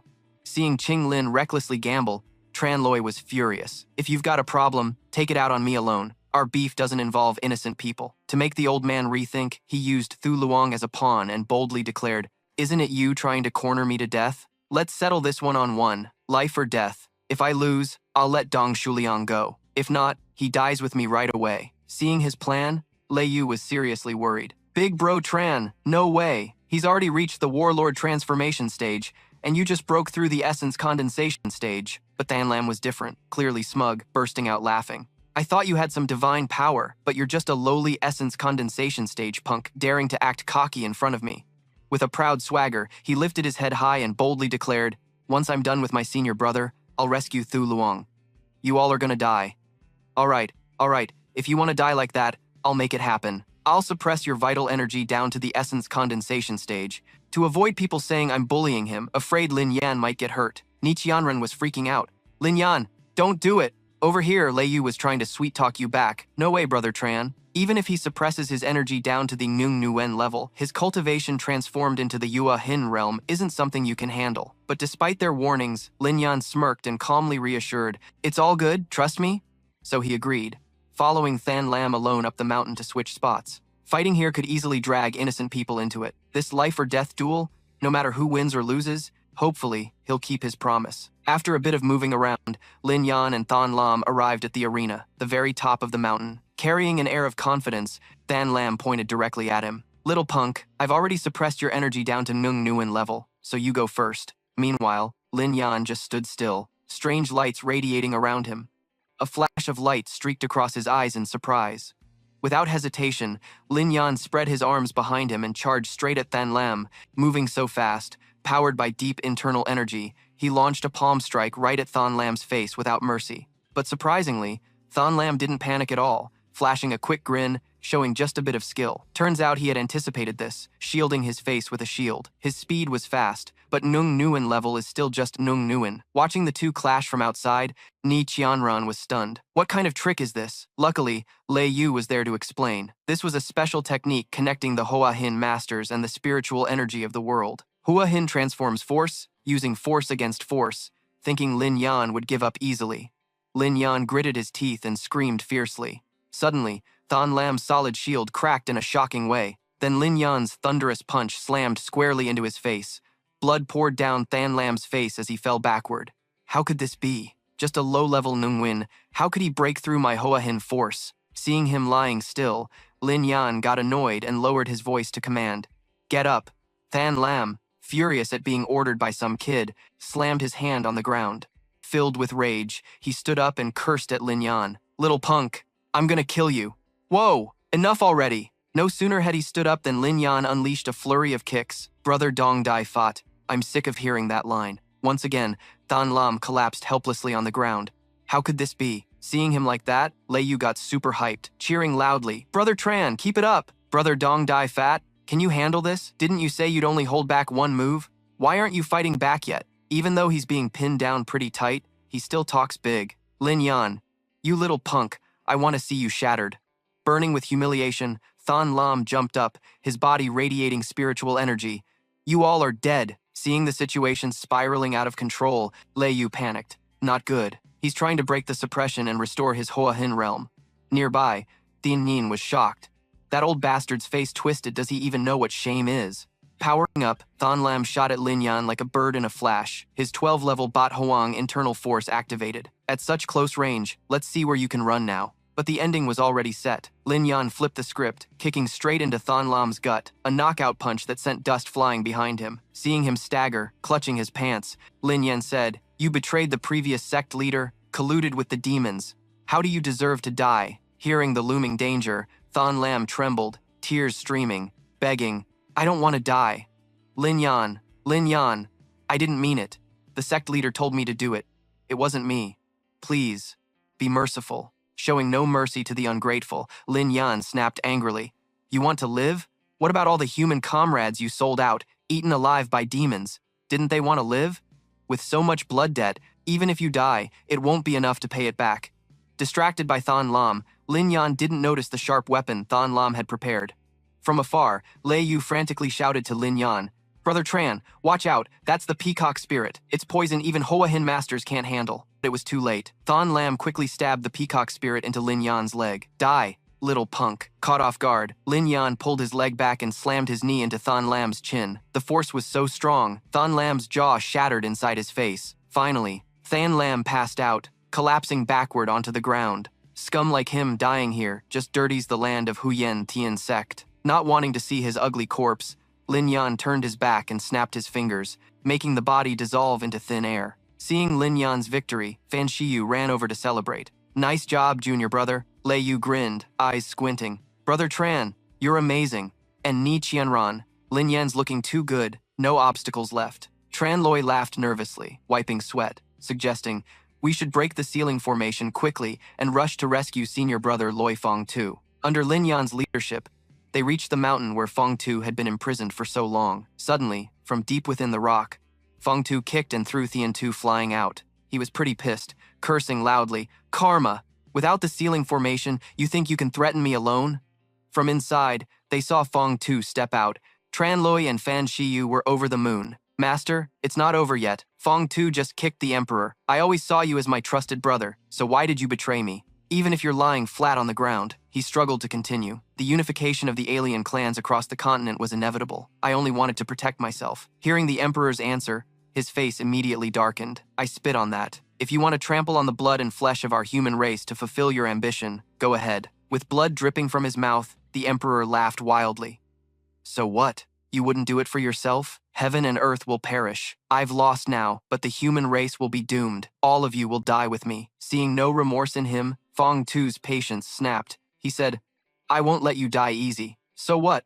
The hardships you made me endure, now I'm gonna pay you back. With a kick, he sent the emperor flying straight toward a nearby mountain. After a few seconds, the smoke and dust from the collision cleared, revealing human skeletons and glowing red and blue eyes deep in the sockets, all targeting the Emperor. Just as expected, the alien clans, starving and desperate, ran up and tore him apart like mad. Turning to Fong Tu, he was quite pleased to see him and Fan Shiyu there. You two really are my top disciples, successfully stopping this plan. This time, thanks to you breaking the ceiling formation in time, otherwise, it would have been a disaster. Without hesitation, he introduced her as the master. All the credit goes to the junior brother. Knowing the power Lin Yan brought, Fong Tu was thrilled.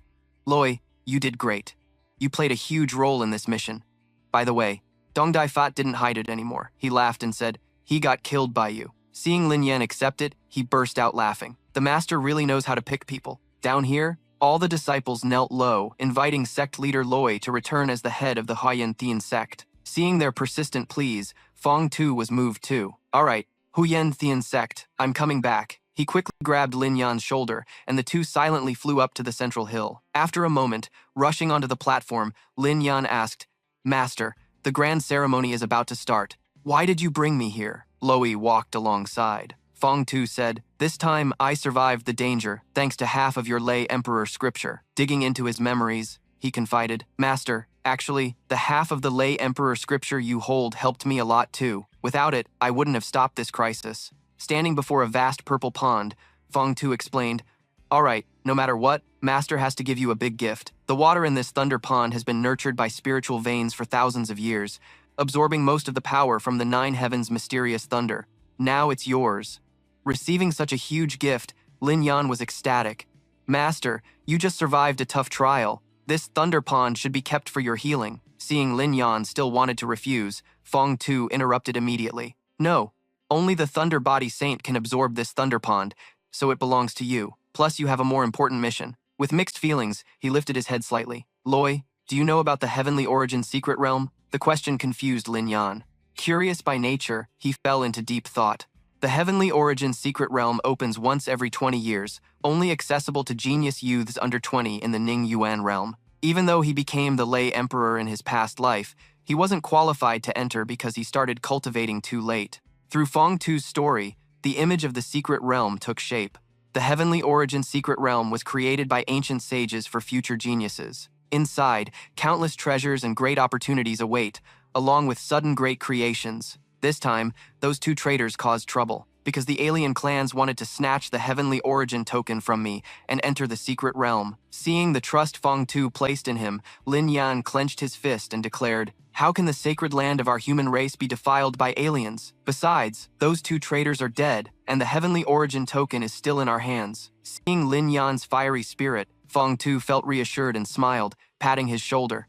This time entering the secret realm, I'll let you lead the team. There are great creations inside, but also huge dangers, so you must quickly increase your strength. This Thunder Finger is the best tonic for you. With Fong Tu's support, Lin Yan confidently stepped into the pond. Don't worry about your training. Master will protect you. Standing in the pond, beams of light radiated around Lin Yan, leaving him stunned. Suddenly, a purple stone flew out from his body. Shocked, Lin Yan's eyes widened at the purple stone. Before he could react, the stone lunged, brutally tearing his clothes off. It shot pain through Lin Yan's weak body, leaving him hanging midair, naked. Outside the pond, Fong Tu stayed calm, arms crossed, reassuring his disciple. This thunder pond has been silent for 1,000 years. Now finally, someone has stirred it. Loi, you really are my good disciple. Inside, Lin Yan's realm was sharpened higher and higher, golden light blazing in his chest. It hurts so much. No, I have to endure. Lei Tran is back to life, and I haven't wiped out the Blood Wolf mercenary army or the alien clans yet. I can't die now. Seeing Lin Yan's expression, Fong Tu started to worry. This isn't good. The spiritual energy in this thunder water is way too intense. Looks like Thunder Kid's about to crack. If only someone could share the burden with the brat. Too bad only the Thunder Core Saint body can absorb this kind of energy. Back somewhere else, the scene's pure as hell. The blazing sun beats down on the ground. Inside a quiet room, Lei Yu's slipping into a silent state called meditation. With her spiritual energy growing stronger by the second, she slowly lifts off, floating in midair. Because of the massive power from that spiritual energy blast earlier, Lin Yan spits out blood, utterly wrecked. Watching from outside, Feng Zi grows worried. Damn, I think Thunder Kid's about to snap. Hey, who's that? Inside the room. Now, Lei Yu's moved over to where he is. By instinct, she breaks out of her focused trance, eyes wide as she looks up. Where the hell is this? Suddenly, Lei Yu freezes when she sees her brother being tortured by spiritual energy. Big Bro Tran spots her awkward timing, and Feng Zi snaps, "Hey kid, what the hell you running over here for? Messing with my brat?" Hearing that familiar voice, Lei Yu spins around. So, it's Chief Lei. Couldn't Guai Yuanjing really come here to absorb the Thunder Pool, trying to kill Big Bro Tran? Hearing her question, he just breaks into a sweat, stammering, "I thought only the Thunder Core Saint body could use it." Setting that aside, Lei Yu pulls a stone from her bag. Screw it, gotta try this way. Without hesitation, to save Lin Yan's life, she immediately hurls the stone at him. Thanks to that miraculous stone, Lin Yan falls from the sky down to the ground. Someone down there was ready. Lei Yu spreads her arms wide, catching him. "Bro, you're reckless as hell. You even dared to charge into Thunderpool. Now you're all numb and can't move, huh?" Not stopping there, clutching the life-saving stone tight, she whispers softly in his ear, "Big Bro Tran, I know you've got a lot weighing on your mind, rushing to get stronger like this, but if you lose your life, it's all over." Outside, Feng Zi, worried about his disciple's health, rushes in, "Quit flirting and get serious." "How's Lin Yan now?" Feng Zi asks. Lei Yu answers right away. "No big issues anymore, just needs some balancing and he'll be fine." To help him recover fast, she tosses him back to Feng Zi. "Master, switch positions already." Seeing Lin Yan's state, Lei Wu can't help but laugh. First time seeing Big Bro Tran all cuddly like a little bird clinging to someone else. Not wasting any more time, she turns and hurries away, handing things over to him. "Big Bro Tran, you gotta take care of Chief Lei now. I've got other business, so I'm out." Nestled in Feng Zi's loving arms, Lin Yan doesn't even think twice, not realizing she just vomited out her spiritual blood. Looking all exposed and vulnerable, Lin Yan blushes red, staring up at him. Feng Zi jokes, "Young blood, huh? One request. Put the kid down, master." Back somewhere else, the sky's clear and bright, golden sunlight shining down. In the main hall, fellow disciples bow respectfully on both sides, welcoming the sect leader back to Xuan Tian sect. Feng Zi has returned. Wearing a royal robe, he sits arrogantly on the throne, eyes scanning his disciples below. "I'm back here thanks to Lin Yan. Now I appoint him as a reserve elder of Xuan Tian sect to lead the team into the mysterious realm of Qi Tian. Any objections?" Everyone shouts in unison. "No." Not far off, standing side by side, Fan Shiyu praises Lin Yan non-stop. "He's badass, little bro. Once the reserve elder breaks through to the transformation realm, he can lead a squad." Lin Yan beams, "Thanks, senior sis." She adds she hopes he'll help her a lot in the Qi Tian realm. With authority in hand, Feng Zi quickly orders those below. "Where are they?" "Lei Xiaotong and Dong Shuliang. Bring them here." In no time, the two enemies, Shuliang and Xiaotong, are dragged in, forced to kneel. "You two conspired with the outsiders, using dirty tricks." Shu Liang tries to hide his guilt, stammering, "Sect leader, I swear I don't know anything about conspiring with outsiders." His lame excuses only piss Feng Zi off more. Slapping the throne, he orders, "Still want to lie? Strip Dong Shu Liang of disciple status, punish him with labor. As for Xiao Tong, make him endure 360 heavenly thunder strikes. Do it now." With a serious and commanding face, Feng Zi commands a full sect investigation starting today, hunting down traitors. Xuan Tian sect will renew itself. Moving not far from the main hall, the atmosphere turns grim. Xiao Tong is personally escorted by Lin Yan and Ni Qianran, enduring the punishment of lightning. "Filthy humans, if you're so tough, come end me now." Seeing she still doesn't get it, Lin Yan quickly explains, "This is a life and death pillar used for sect punishment. If you can't survive the penalty, you die." After much effort, Ni Qianran finally understands, feeling relieved. "Right, Lin Yan. You're now the sect leader's official disciple." Meanwhile, Zhen Qingyang looks far ahead, stating his plan, "I'm getting ready to find Master." Before he can act, a voice behind catches Lin Yan's attention. "This one thing, Master can't help with."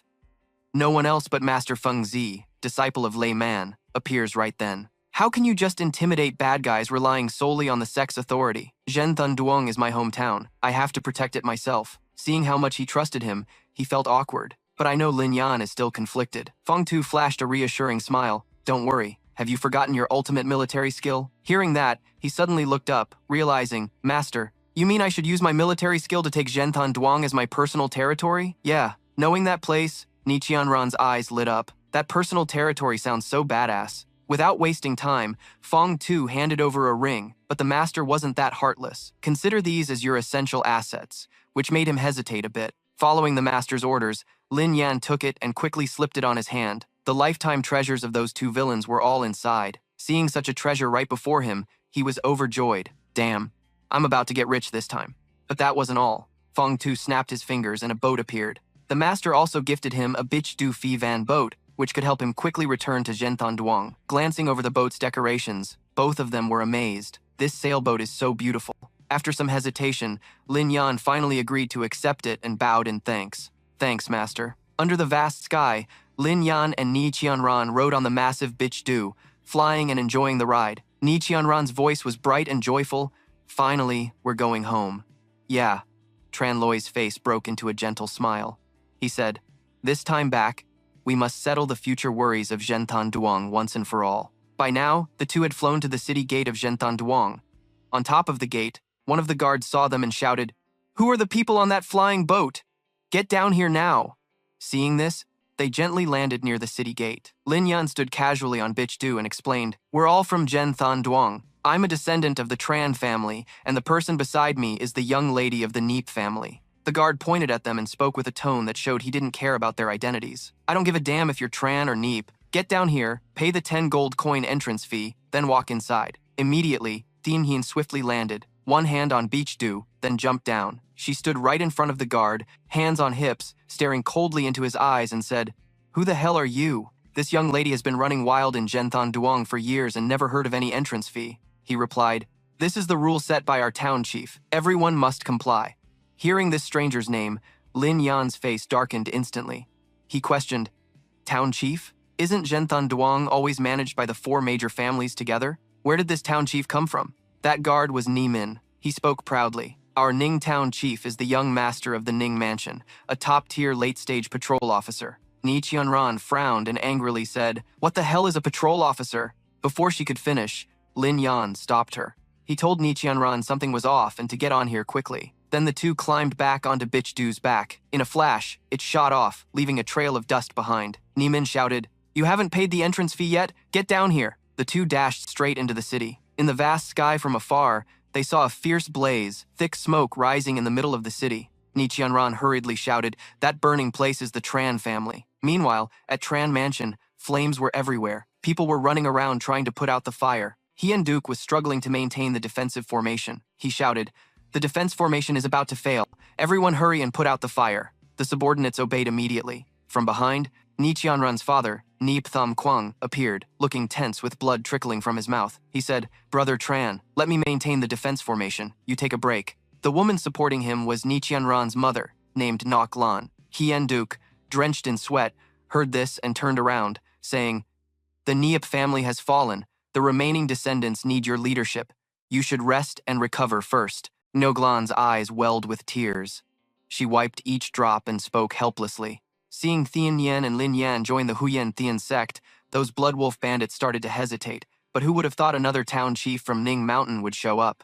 Cut to outside, a man was lounging on a chair, watching a barrage of sharp arrows flying at the Tran Mansion's defensive barrier. This guy was the newly appointed town chief Ning Son Nai, chubby with a sly face. He held Xiaonya sitting on his lap, laughing smugly. "The Neep and Tran families are pretty stubborn, daring to act tough against me? Huh?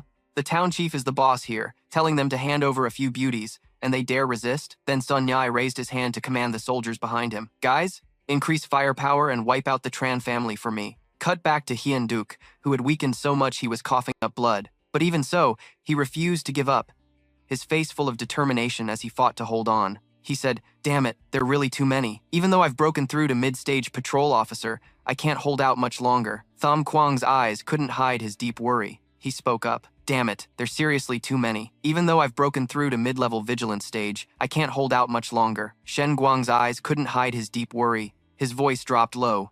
"What do we do now? The formation's about to break." Outside the mansion, Sun Nai stood up, a smug grin spreading across his face as he spoke with arrogant pride. "Grasshoppers trying to kick a cart. Let me teach you a lesson." Then he twisted his face and poured his inner power into casting a spell, a black orb surrounded by golden energy growing larger between his palms. Sun Yai then aimed at the mansion gate, shattering the protective barrier of Hien Duke instantly. Xiaonya cheered excitedly, "Master, you're unstoppable." Meanwhile, inside the mansion, Hien Duke was knocked back, falling flat on his back, blood gushing from his mouth. Shen Guang rushed over to catch him, shouting, "Brother Tran!" The three looked up at the blazing red sky, where arrows rained down like a storm into the mansion. Hien Duke collapsed to the ground, his voice weak. "The Tran family. I'm afraid we're about to fall. Suddenly, a flash of light streaked past them in a blink. A hand slammed onto the pillar, causing its light to blaze up, and immediately the defensive formation was restored, even stronger than before. That was Lin Yan's hand. He was using his power to maintain the formation when someone shouted in shock, "Lei, Lin Yan." At the same time, Nia Qianran appeared. Her voice startled Shen Guang and Nuk Lan, who turned anxiously. "Mother, why are you two here? Where's the Ni family?" Injuk Lan blurted out in surprise. Seeing this, everyone inside the mansion lit up with joy at Lin Yan's return. Especially in this critical moment, they all shouted in unison, "The young master has returned!" Cut to outside, Sun Yai was still holding Xiao Nya, who said, "Master, that's a disciple of the Xuantian sect. Should we stop now?" Sun Yai's face remained indifferent as he replied, "He just joined the Xuantian sect last year, probably just an outer disciple, but I'm scared of him." Inside, Tran Doi pressed his hand on the pillar, turning around with tense eyes, asking, "Father, what's really going on? How did Tran Than Duong end up like this?" Hian Duke sat on the ground and calmly explained that a month ago, a new town guard was suddenly sent to Tran Than Duong. That bastard, Ning Sun Yai, was truly a beast, and he wanted to make my little sister his concubine. Hearing this, Lin Yan was shocked and shouted angrily, "What? He wants Tian Tian as his concubine? He deserves it." Shen Guang was furious too, adding that he also wanted Ni Qianran's sister to serve as a maid in his mansion. The Zhao and Sun families had already surrendered, but our two families refused, so he sent troops to attack directly. Ni Goc Lan burst into tears, hugging Ni Qianran tightly and lamenting. Ni Qianran's family was gone after his attack. Her heart burned with hatred. She clenched her teeth and vowed every word. "Ning Sun Yai, I want to kill you."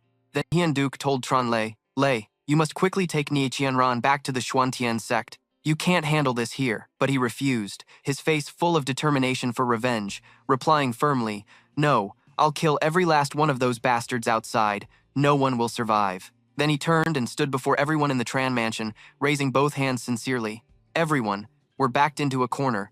One more step back and we're done for. From now on, I need everyone to trust me completely." After hearing this, everyone raised their hands in agreement. Cheers echoed throughout the mansion. "We trust you, we'll protect our home, and we won't back down." Lin Yan spoke seriously, reassuring them that this time they wouldn't face the enemy empty-handed. Then he flicked 2 fingers lightly, and all the weapons appeared around him. He explained these were second-tier weapons, and the pills were chi-replenishing pills, helping them recover their energy quickly. There were swords, armor, axes, and piles of pills. Everyone was stunned. Someone asked, "Young master, where did you get all this?" Another exclaimed, "Oh my god, second-tier weapons?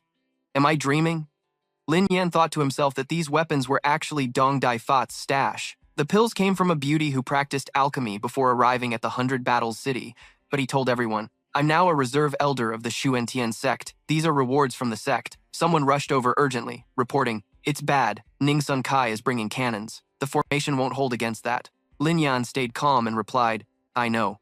Then he pointed toward the door, commanding with power and determination, "Everyone, we can't wait any longer. Let's face the enemy at the gate now." Everyone behind him was armed with weapons, ready to fight, shouting loudly. Ni Qianran's face showed strength. Fearless of heaven or earth, she declared her determination to join. "I'm going with you." Cutscene. Meanwhile, Sun Yai lay on a chair, angrily shouting, "I told you to bring the artillery here. Why is it taking so long?" Still not done. Xiao Nya hugged his neck sweetly. "Master, calm down. Getting angry will ruin your health." Suddenly, the mansion door creaked open slowly, piquing his curiosity. Then from behind that door, a powerful and confident team appeared, led by Lin Yan, looking majestic and imposing. They startled Sun Yai and Xiao Nya so much they fell off the chair. Then from behind that door, a powerful squad appeared, full of confidence and imposing presence, led by Lin Yan. They startled Sun Yai and Tu Nya so much they fell off their chairs. The furious guy flared his wide mouth and shouted, "Damn it! Kill this bunch of reckless lunatics for me." Then, it was all chaos as people from both sides charged at each other, shouting, "Charge and kill!" One of Tran Fu's men wielded the sword Lin Yan had given him. Every slash counts. He broke the enemy's sword in one strike. He sighed, "High-end gear really feels awesome. 1 hit per guy." Amid the chaotic crowd, a streak of light flashed through the masses. Wherever it went, people dropped dead. That was Ni Qianran. Sun Nai staggered to his feet, still speaking arrogantly. "You damn peasants! How dare you treat me like this?" Then he gritted his teeth angrily, raised both hands to cast a spell, concentrating to form a glowing golden circle. He cursed, "Die all for me." Suddenly, a sharp arrow shot straight at Sun Nai's face out of nowhere. He barely dodged it, escaping death by a hair. "Ha!" His expression shifted to one of near death. He said, "Lucky I dodged it. Otherwise I'd be dead right here. Who's the bastard shooting me from behind?" Lin Yan calmly raised a hand full of arrows and replied, "Don't rush. I've got plenty more, but next time, I don't know if you'll be so lucky." Sun Nai got scared, his throat tightening, only able to utter one word, "You." Without hesitation, he shouted loudly, "Retreat to the garrison!" All his soldiers immediately fled. Seeing this, Thien Nian chased after them, shouting, "Stop! Don't run!" From behind, Lin Yan stopped her. "No need to chase." She protested, "But we barely defeated them. We should press the advantage." A confident smile appeared on his face. Lin Yan said, "The garrison no longer belongs to that Ning Son Nhai guy." Son Nhai and Tu Nha entered the garrison gate together. Sun Nhai grumbled, "This pisses me off." Tu Nha trailed behind, calling him, "Sir, wait for me." Suddenly, a white shadow of some creature swiftly slipped through the wide, empty corridor. Then a pair of black shoes with golden soles quietly stepped onto the threshold. Hearing the footsteps, Tu Loi, who was holding a talisman card in his mouth, startled and looked back. It was Sun Nhai. Suddenly, a volley of sharp arrows shot straight at him, piercing his flesh and causing him agonizing pain. He writhed and screamed in despair. Scene change. At that moment, Lin Yan and Ni Qianran were calmly standing at Tran Fu, using magic to observe him from afar. Ni Qianran said, "Lin Yan, you're impressive. I didn't expect you to assign Tu Loi with the talisman card to set up such a large formation." Tran Loi smiled and spoke calmly. "Since following me, Tu Loi was hit at Tu Kuanyai and couldn't be summoned anymore. After Lei Ji's purification, its spirit recovered and its power increased significantly." She turned to Lin Yan, frowning in doubt. "But just letting Ning Son Nhai die like this, isn't that too easy for him?"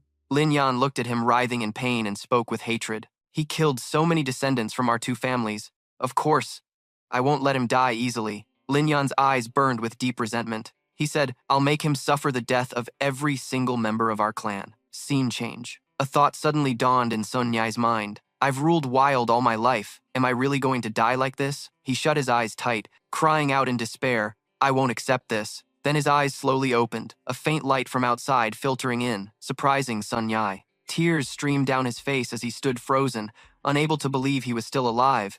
He said, "Could all this have been an illusion? But the feeling of the 1,000 arrows piercing my heart was so real." Then a sharp red-bladed axe suddenly appeared, swooping in front of him, startling him. He was split in two, then strangled until he spat blood and couldn't breathe, then punched in the face, breaking his bones. A series of brutal tortures, he endured all illusions, but they caused Sun Nhai unbearable pain, clutching his head and screaming miserably as if about to explode. Tu Nha followed behind Sun Nhai. Seeing him collapse to the ground, she asked worriedly, "Sir, what's wrong? Why are you sitting down all of a sudden?" When he didn't answer, she grew anxious, stepped closer, and sat down beside him, noticing his dazed, soulless expression.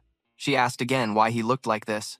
He was clearly fine moments ago. Suddenly, Tu Loi appeared on the rooftop, still holding the talisman card, catching their attention. Tu Nha helped Sun Nhai up and looked up in surprise, then exclaimed, "Ah, sir, what's that?" Immediately, Tu Loi jumped down and rushed over, startling the two of them, who shouted in alarm, "Hey, don't come here!" At that moment, her shouts snapped Sun Nhai awake. Then Tu Loi stretched out and made a high leap, instantly landing on Lin Yan's shoulder. Lin Yan was holding the talisman card and praised Tu Loi. "Good job." Seeing Tu Loi on his shoulder, he pointed at it and said, "You're the one who got me into this." Tu Loi immediately turned away, avoiding his gaze. Sitting in Ni Qianran's arms, Tu Loi explained to Tran Loi, "You're wrong. Tran Loi isn't hurting you. He's playing you." Hearing that, Sun Nhai glared straight at the two of them, opening his wide mouth and yelling in a sulky tone, "I'm gonna kill you all." Suddenly, huge blackened iron pillars erupted from the ground, causing a loud crash. Lin Yan quickly stopped him using his supernatural powers, trapping him so he couldn't step forward to harm Lin Yan. He raised his hand as if to resist and shouted in panic, "What?" He held up a token confidently and said, "Don't you know I have the garrison commander's badge? Trenthan Duong still has several towns around here, all under my control now." Standing before many soldiers, he looked majestic, his voice booming with words that could strike fear into anyone. "Every forbidden formation inside the garrison headquarters is controlled by me." Cold light shone on his face, making his expression serious and tense. He spoke out his long-held grudge. That was just a taste of the pain the descendants of the Tran family felt before dying. Now it's time for you to pay with your life. But suddenly, thick black smoke appeared out of nowhere, engulfing Lin Yan and Ni Qianran before they could react. She covered her face and asked, "What is this?" Lin Yan replied, "Lang shadow smoke, a secret weapon of the demon spirit sect." The black smoke filled the whole space. Then Sun Yai was swept away by the smoke and transported somewhere else. He collapsed on the ground, clutching his head and screaming in terror. Suddenly, a voice echoed. "Don't worry, Garrison Commander Ning. After using Lang's shadow smoke, you'll suffer the pain of 1,000 blades piercing your heart. Just endure it a bit," Sun Nai screamed out his torment. "Lin Yan, I won't forgive you."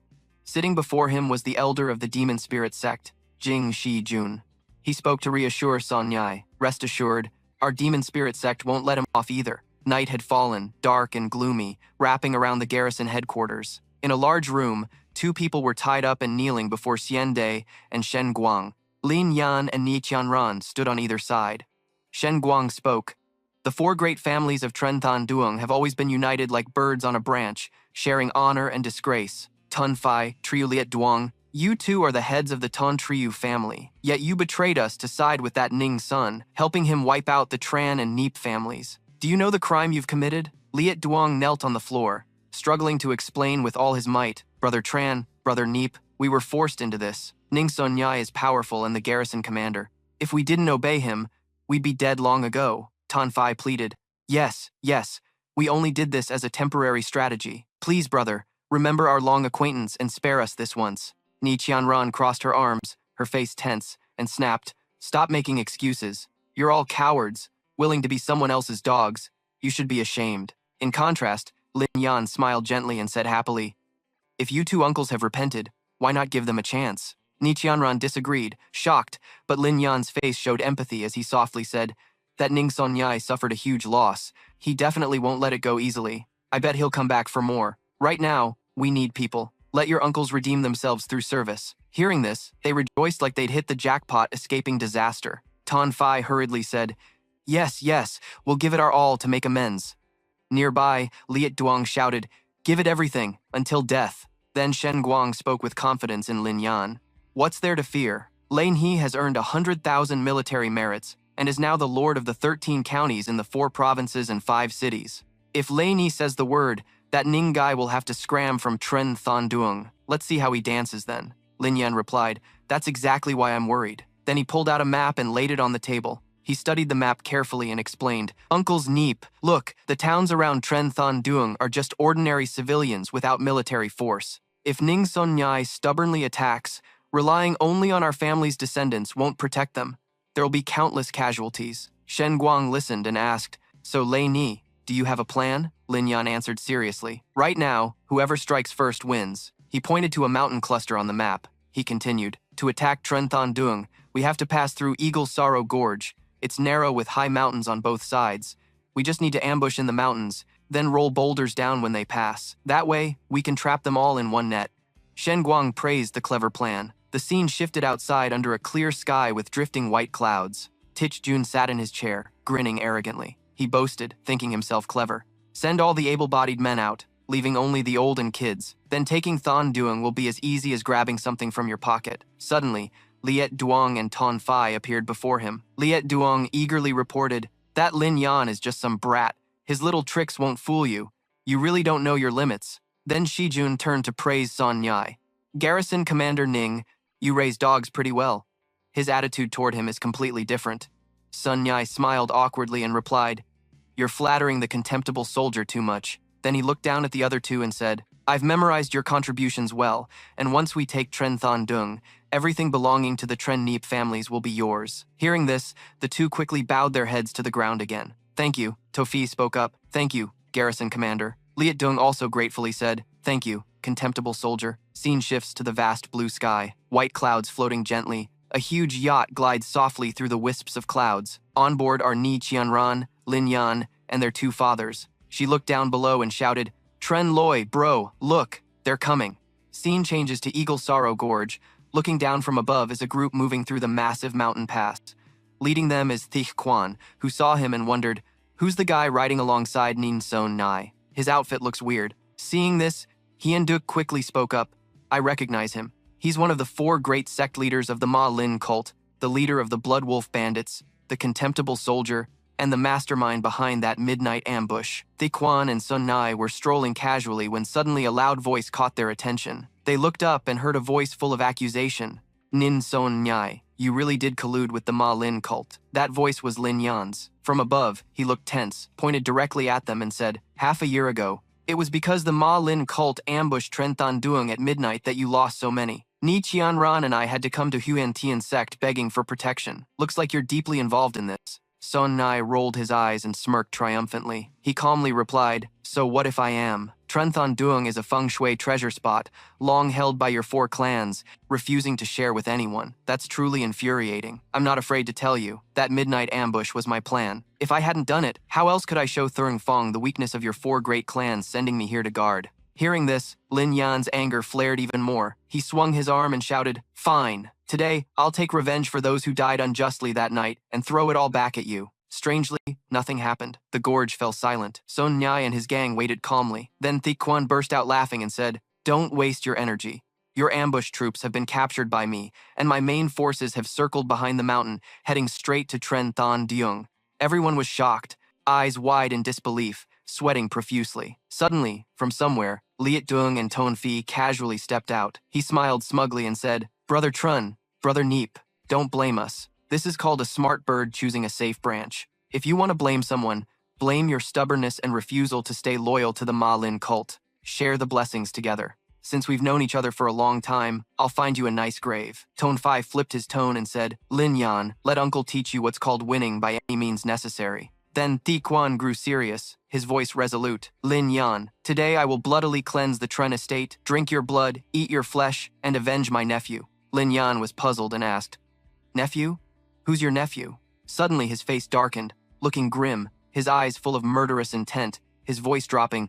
You haven't forgotten the little wolf king Tung, right? Lin Yan recalled the name and shrugged, teasing casually. Who else could it be? That sissy acting all dignified? One move and he's done for. I don't remember him at all. This infuriated him deeply, hearing his nephew insulted. Dich Quan clenched his teeth and asked, You really? Lin Yan smiled brightly and said, Today you want revenge? Not gonna happen. But I can send you down to meet him.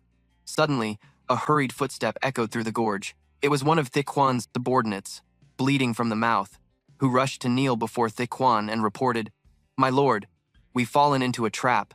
The servant knelt on one knee, respectfully reporting, My lord, we were ambushed.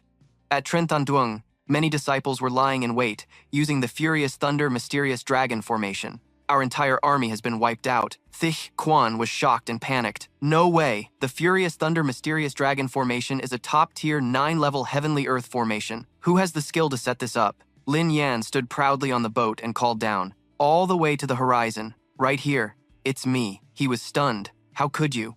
Lin Yan smiled and replied, Though I haven't reached that cultivation level, I modified it a bit. It's enough to deal with your ragtag bunch.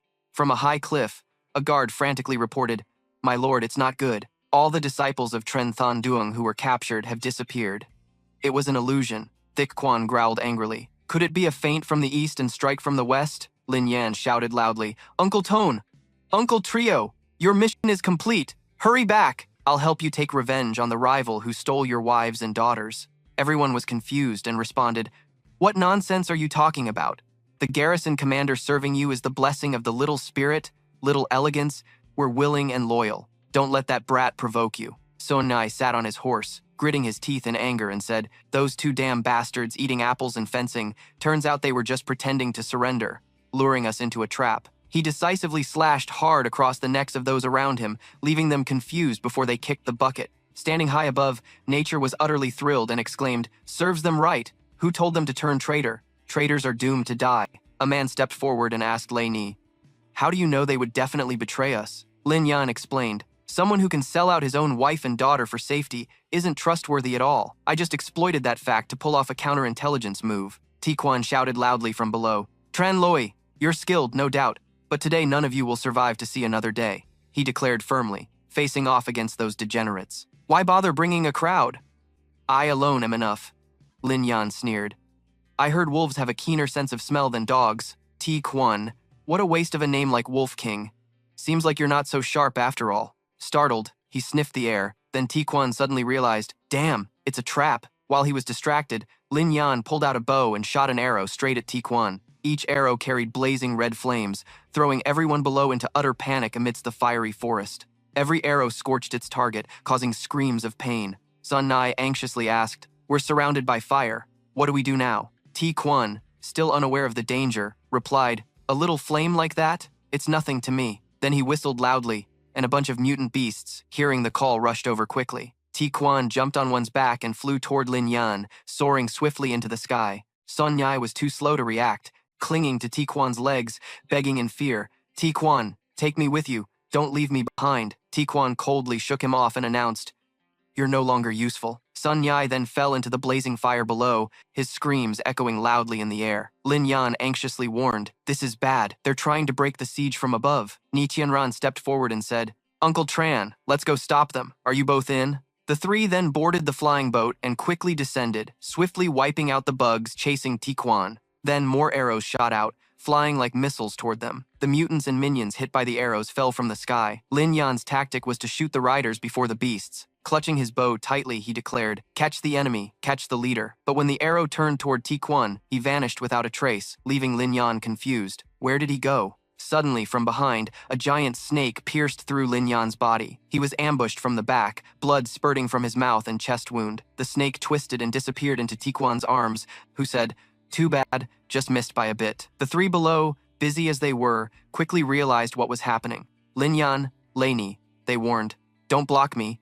Damn it." On the boat, Ti Quan stepped forward grimly and asked, "How's it feel? Hurts a lot, huh?" "Don't worry, you're not dying yet," he declared. "I've changed my mind. Your brat hurt my nephew, killed my clan, ruined my big plans. Dying so easily would be too good for you.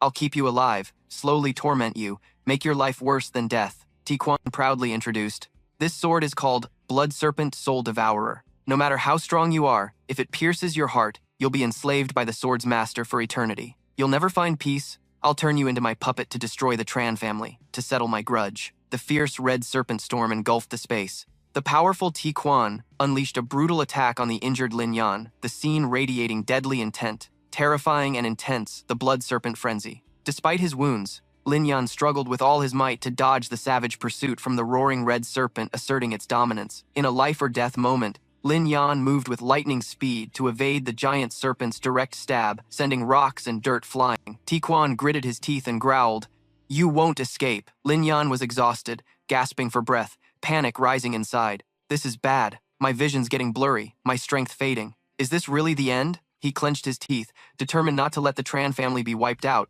not to let last life's tragedy repeat. Lin Yan vowed, "Even if I die, I'll take you down with me." Then he dodged through the blood serpents, charging toward Ti Quan. Ti Quan slipped, dropping his sword, and Lin Yan grabbed him, knocking them both down. They fell freely from the sky. Ti Quan angrily declared, "Brat, you want me dead? Not that easy." Without missing a beat, he whistled to summon his armored beast. Lin Yan, now unconscious, was completely unaware of the looming danger. Suddenly, the ring on his hand glowed brilliantly like the last flicker of hope for the young man. Little Lei appeared, darting toward his fainted master, biting hard on Lin Yan's finger, sending electric sparks flying. Lin Yan quickly opened his eyes, feeling power surge through his legs. He was waking up, sensing something stirring inside his body. This was the strength granted by Lei Qi. Ti Quan fell with him, seeing the electric current pass through, growing suspicious and confused. Lin Yan was still lost in thought, recalling past dangers within Lei Qi. "I thought my cultivation wasn't strong enough to absorb the lightning water. Turns out, this mystical power has already entered my body. I just haven't adapted yet, so I can't break through. Now, after getting bitten by the Thunder Beast, my power has been triggered outside," he screamed.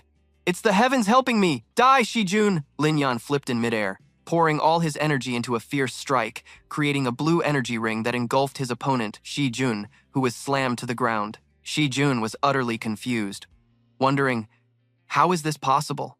This brat was badly injured. How can he still use thunder power? He and Duck quickly flew over to catch Lin Yan, who was falling freely, anxiously asking Han, "Layer, are you okay?" Lin Yan replied, "I'm fine." Below, Shi Jun was also caught by Bi Chang at dizzying speed. He confidently declared, "Brat, I underestimated you this time. But don't forget, behind me is the demon spirit sect. Next time we meet, it'll be your funeral." Lin Yan warned, "Before you brag, you better look behind you." Shi Jun panicked and turned to look at his demon clan. Startled, Ni Qianran spoke up. "Looking for a head? Here it is," he asked fearfully. "Since when?" Before he finished, Shi Jun and Bi Kang fell freely from a height of over 1,000 meters. He screamed so loud it shook the sky. Lin Yan's crew looked down, thoroughly satisfied with the fate of a villain. Scene shifts to the examination hall of Chen Lei, peaceful and quiet, with gentle breezes stirring the air. Shen Guan happily said, This time, we can wipe out Ningxian Cliff. Every blood wolf ambush paid back in blood was thanks to Layer's strategy. From now on, with Layer guarding Zhen Qingyang, we can finally sleep easy, Lin Yan announced. Uncle Ni, we thought about staying longer at Xuantian sect, but we can't. We have to head back today. Hian Duke worriedly asked. What? Leaving so soon? Ni Qianran explained. Yes. The secret realm Qitian is about to activate. We need to prepare and return early. But since we've eliminated the Blood Wolf squad, we won't be disturbed anymore, Lin Yan added. Though the Blood Wolf threat is gone, internal and external troubles will be even greater than before. Father, Uncle Ni, don't be careless, he warned. They asked, Layer, what do you mean? He explained. Zhen Qingyang was small before, with 4 major clans and elders, so it was relatively peaceful. Now, all 5 cities and 13 counties around here have been absorbed into the Chen family's territory. We lost 2 houses, Sun and Zhao, and our fighting strength took a hit. Such a juicy piece of meat will definitely attract other sects' attention. So we need to quickly devise a plan to avoid becoming everyone's common enemy, Shen Guang asked. But the Wild Thunder Mystic Dragon formation you set up earlier was super powerful. Shouldn't that be enough? Lin Yan replied. Relying on formations for protection isn't a long-term plan. If other sects unite to swallow us whole, we won't stand a chance. Hian Duke asked again. So what do you think we should do now? He answered firmly. I think we should establish a sect. The two were shocked. A sect? Lin Yan explained. Exactly. Only by founding a sect and gathering disciples to build power can we truly control this territory. Hian Duke agreed. Layer, you're right. I used to think that as long as we kept our heads down, didn't offend anyone, we could protect Qingyang and Taiping. But who knew we still couldn't avoid that ambush back then? You're determined? Now I understand. Only by growing stronger can we avoid suffering injustice. I'll establish the sect immediately. Shen Guang agreed, and Chen Lei and Layer listened to their plans. Our Ni family won't be second-rate, Hian Duck happily said. Layer, you name the sect, Chen Lei considered. Since we're from Qingyang, how about Qingyang sect? Everyone was instantly pleased. That name's perfect. Ni Qianran then urged, Lin Yan, we should head back. The sect leader has called. Hian Duke reminded, Layer, Ni Qianran, go back safely. When you return next time, I'll show you a completely new Qingyang. The 2 kids smiled and replied, yes. Scene shifts to the main hall of Xuantian sect, where everyone gathered for an important meeting. Feng Zi asked Lin Yan, Yi Xianran, how did you settle your family matters? He bowed and answered, Master, everything's resolved. The master was pleased and announced, good, then you have no more worries. The secret realm Qitian will activate in 10 days. At that time, the 7 great sects will gather there. Feng Zi carefully reminded, I've chosen representatives for Xuantian sect to enter the secret realm. Prepare yourselves well these days. Lin Yan bowed and acknowledged the order. Qi Lin stepped forward confidently. Sect leader, rest assured. We'll give it our all to show Xuantian sect's strength before the world. Lin Yan looked at him, and Qi Lin returned a challenging glance. After class ended, everyone walked out together, suddenly exclaiming, Dragon Battle X looks amazing. I want to see it too. Seeing Qi Lin's fancy ride, everyone gushed. Though the hovercraft was smooth and comfy, nothing beats the power of a war chariot. Senior Hu, you're awesome. Can we ride with you? Lin Yan wondered. Kai Lam stepped forward confidently. Headmaster, rest assured, we'll give it our all and show the world the true strength of our Huyen Thien sect. Lin Yan turned to look at him. Kai Lam shot back a challenging look. When class ended, everyone walked out together and suddenly exclaimed, Jiaolong Qian X is so sick, I want to see it too. The moment they saw Kai Lam's fancy ride, everyone was impressed. Though the hovercraft was smooth and comfy, it couldn't match the prestige of a war chariot. Brother Ho, you're amazing. Can we ride with you? Lin Yan asked curiously. Senior sis, who are those senior brothers and sisters? Why haven't we ever met them before? Fan Shiyu replied. That guy is Hu Qilin, son of Elder Xuan Yangfeng. Those 2 girls are Su Bithin and Kwak Hong Lian, also standout disciples from our Xuantian sect. The 3 are Kwak Hong Lian, Su Bithin, and Hu Qilin. A year ago, thanks to their exceptional talent, they were noticed by the elders of Yun Tian Sacred Land and taken away to cultivate. They just returned yesterday. Since you guys just arrived, it's totally normal you haven't met them before. Ni Qianran sneered. Isn't it just a Dulong war chariot? What's so great about it? Besides, Lin Yan was the one leading the team on the secret realm trip, so why is he stealing the spotlight just now? Lei Yu added. But if they've already joined Yun Tian Sacred Land, technically they're no longer disciples of our Xuan Tian sect, so how can they still represent our sect? Fan Shiyu reminded them. You don't get it. Even though the Qitian secret realm is managed by the 7 great sect leaders, the fate and treasures inside always attract greedy forces, and there's always someone scheming to sneak their people in. Though Xuantian sect is a major sect, we can't afford to offend Yuntian sacred land, especially since those 3 originally came from our sect, so we just had to agree. Lin Yan mocked with disdain. Typical can't appreciate what you have, and always want what's next. Then Qilin stepped forward to greet them. Senior Sis Van, haven't seen you in a year? Hope you're doing well, Tivu warmly replied. I heard this war chariot is a treasure of Yuntian's sacred land. Who junior brother has only been in the sect a year and already got his hands on this? He must be highly valued. He smiled and said, Senior Sis Van, you're joking. Yuntian's sacred land and Xuantian sect have always been on good terms. When my master heard I wanted to come back, he lent me this chariot. I'm just riding on the sect's good name a bit. Then Qilin turned to Chen Lei. By the way, you must be junior brother Chen, right? Even though we're outside, your deeds have been thunderous in our ears. Sorry I didn't greet you earlier inside. Bai Tian also spoke up. I heard Xuantian's sect had a prodigy youth who crushed rebels and defeated the alien tribe. I thought he'd be some kind of multi-armed monster. But meeting him today, he's just so-so. Hong Lian added sarcastically. Don't know what the sect leader was thinking letting this brat lead the team. Maybe he's been locked up too long and lost his mind. Ni Qianran got furious and shouted, What did you say? She snapped back, Am I wrong? A newbie who just joined a few days is nothing. In terms of talent and skill, Hu's senior brother leading the team is what everyone wants and totally deserved. Lin Yan couldn't help but burst out laughing. Hong Lian, losing face, angrily yelled, What are you laughing at? He calmly replied, I'm laughing at you being an outsider, just riding on others' coattails to get a spot. Your words don't hold water, no respect for your roots, yet you scream and point fingers in front of our sect's true disciples. Multi-armed or not, that's nothing special. Your nerve is the real shocker. Ni Qianran was pleased with the comeback and praised, Good one. She was so mad she ground her teeth but couldn't do anything. You bastard, what gives you the right to call us outsiders? Qilin finally stepped in to mediate. Junior brother Chen, the 3 of us were born in Xuantian sect. What you said is a bit much. Be reasonable and apologize now, or don't blame me for being rude. Lin Yan shot back bluntly. Every country has its laws, every sect its rules. If you've sworn into Yuntian's sacred land, you're their disciples now, calling them master. Yet you're taking our spots, he growled, exposing the truth. What, you want to be a double agent or something? Qilin was hit hard and could only stammer. Then he explained, Fine, I can't outtalk you. The sect leader wanted you to lead the team. I'm not competing. But since you brought up sect rules, according to Xuantian sect's rules, only the strongest disciples can lead the team. Qilin challenged. You want to fight me for it? Fan Shiyu warned. Hu, junior brother, everyone knows your insane talent. After a year of training in Yuntian sacred land, your strength is unfathomable. No need to pick fights with junior brother over petty grudges. Spreading that around will only make you lose face. Ni Qianran, eager for a fight, cheered. What are you scared of? Fight him! Show him how fierce Xuantian sect really is. Lei Yu chimed in. Brother Chen, I'm on your side. You hesitating? Qilin smiled inwardly at Lin Yan's expression. I'm the top young talent of Xuantian sect. How could I let you steal my thunder? If you dare accept the challenge, I'll make you regret it. But contrary to his hopes, Lin Yan just coldly said, No fight. He made a demand. You think I'm stupid? This team leader spot is mine. Why risk it with you? Unless you put up something of equal value as a bet, Qilin asked.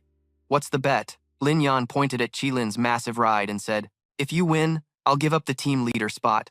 If I win, that Dulong war chariot is mine. What do you say? Hong Lian spoke up. What? Do you even know how much that chariot is worth? Plus, the black warhound pulling it is the king of the warhounds. That Dulong war chariot's gonna be mine. What? Hong Lon spoke up. What? Do you even know how much that war chariot's worth? Plus, the black dragon pulling it is the king of Jiaolong.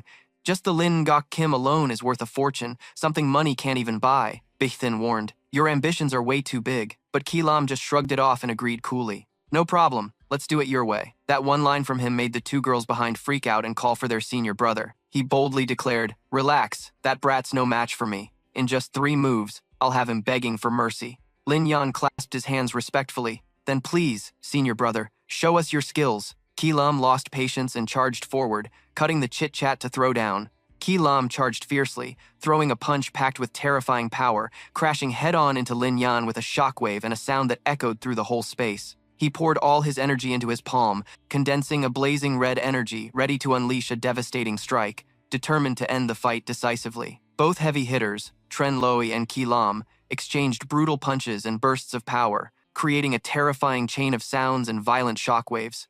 Lei Yu watched the fight, puzzled. Senior sister, senior brother's moves are weird. There's a layer of light in his punches. What kind of technique is that? Fan Shiyu replied. That's not from our sect's techniques. It must be from the Vun Thean Holy Palace. I've never seen it before either. Hong Lian arrogantly chimed in. You're just a frog in a well, acting all clueless. This is the Phi Nuit Diao Kong Quiet from our Vun Thean Holy Land. It requires a special physique to cultivate, and normally you can only train about 30% of it. But senior brother has the 1 in 100 years blood moon spirit body, able to unleash its full power, Bich Tian added. At first, our master saw senior brother's unique physique and didn't want to waste such talent, so he personally took him as a disciple and passed down the technique.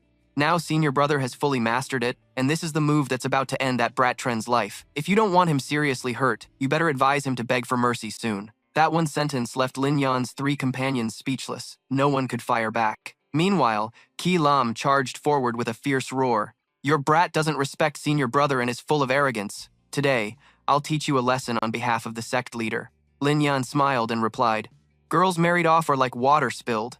You think you deserve to teach our sect's disciple? His hands skillfully gathered power, readying for a new attack. Qi Lam threw a jab and warned, Fine, you're asking for death. Today I'll cripple your martial arts and see how you get into the secret realm, Fan Shiyu shouted. Junior brother, this is a friendly duel. Know your limits. How can you use lethal moves? Lin Yan focused his energy into his palm, condensing a pure white-blue energy ball, ready to launch a piercing attack that could change the tide.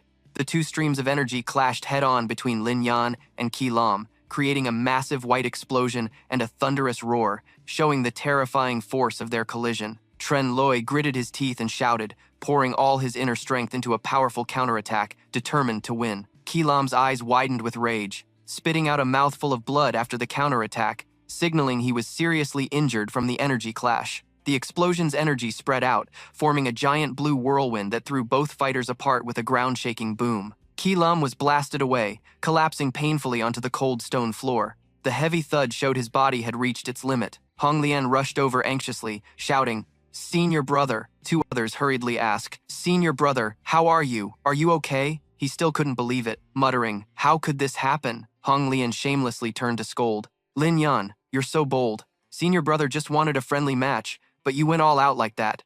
Are you trying to kill a fellow disciple? Ni Qianran shot back. Cut the villain act. Clearly senior brother wanted to take Tren Loi's life and brought this on himself. Lin Yan stepped forward, mocking, Sorry senior brother, I just recently awakened the mysterious thunder force, so I borrowed power to hit power.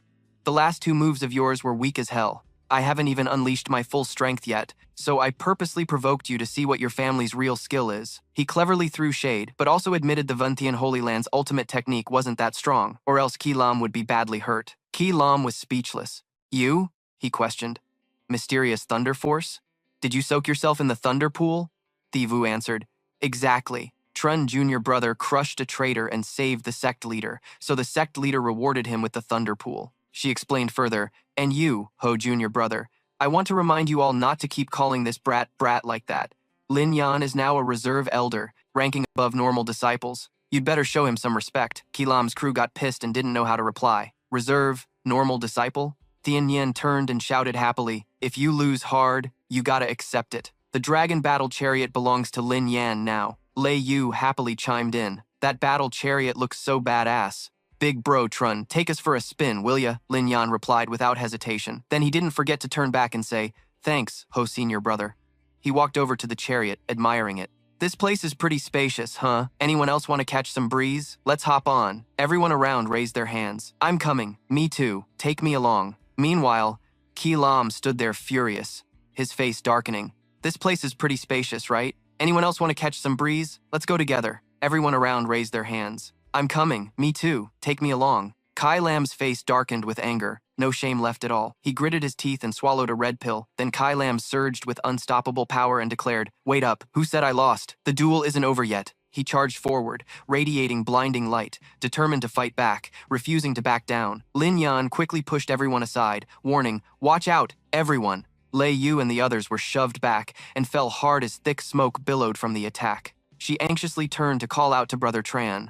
Kai Lam gathered all his strength, shouting in fury, unleashing a fiery combo attack with earth-shattering destructive power. He completely lost control, relentlessly launching barrage after barrage, yelling, "Who told you to be so reckless? This time I'll tear you to pieces. This is what happens when you insult the Yuntian sacred ground." Suddenly, through the thick smoke, a glimmer of light appeared, making Kai Lam wonder what it was. Then a brilliant golden light pierced through his body, signaling the opponent had unleashed a lightning-fast finishing move. Kai Lam was hit by a critical strike, coughing up blood in excruciating pain, his face twisted in horror, screams of despair escaping. The force of the attack echoed dozens of feet away, crashing hard onto the ground. Amid the dense smoke, a tall, proud figure of a man emerged. Lin Yan's cold gaze focused, channeling all his energy to summon multiple dazzling golden swords surrounding him, ready to unleash a spectacular sword dance. Tian Ran anxiously rushed over to check. "Tran Loi, are you okay?" Lei Yu nervously asked. "No injuries, right?" Fan Shiyu sighed with relief and praised. "Congrats, junior brother, on getting that treasure." Tian Ran widened her eyes, staring at the sword in Lin Yan's hand, then said, "Lin Yan, since when did you master such a powerful treasure? Why didn't you tell us?" He casually replied, "This is the golden light sword I just forged. Haven't even tested its full power yet. If I failed, wouldn't I lose face?" Hong Lian snapped angrily, pointing at Lin Yan, yelling, "Using a treasure in a fair fight is cheating." He frowned, his voice sharp with each word. If using a treasure is cheating, without missing a beat, the sword in his hand slashed straight at her. Then is using pills allowed? The sword flashed, cutting through Kai Lam amid everyone's shock. In that instant, the gourd shattered, spilling pills onto the ground. Ni Qianran glared, her voice full of rage. "Hey, using pills to boost your power is just low!" Lei Vu angrily spoke up. No wonder his power suddenly skyrocketed just now. From the crowd came an outraged voice. "Stealing pills and then biting back? That's too much." A sigh echoed from behind. "Why is Senior Brother Ho like this?" Another voice rang out in disbelief. Could they have learned this stuff at Yuntian's sacred ground? Suddenly, he felt panic, fear engulfing his whole body. Fan Shiyu's gaze turned serious, her voice booming across the arena. "Junior Brother Ho, using pills secretly during a fair duel is forbidden in our sect. As your senior sister, I can't ignore it. Looks like we have to bring you before the sect leader for a clear judgment." Bishteen's face went pale, eyes restless, whispering fearfully to Kai Lam, "Senior brother, we can't let this escalate. If the sect leader gets mad and strips our qualifications, it'll be a huge mess." He quickly clasped his hands before Fan Shiyu, voice full of regret. "Senior sister, I know I was wrong. I've been sick these days, didn't know my own strength, and was desperate to win, so I made a stupid mistake. I'm willing to give the Dragon War chariot to junior brother Tran as a penalty. Let's not disturb the sect leader." Ni Qianran's cold gaze flared, her voice full of anger. "Ridiculous! That chariot was Lin Yan's win. No need for your charity." Hong Lian gritted her teeth and shouted, "Enough already! Don't push people too far," Ni Qianran snorted coldly. "Now you're out of arguments? Who told you to swallow pills anyway?"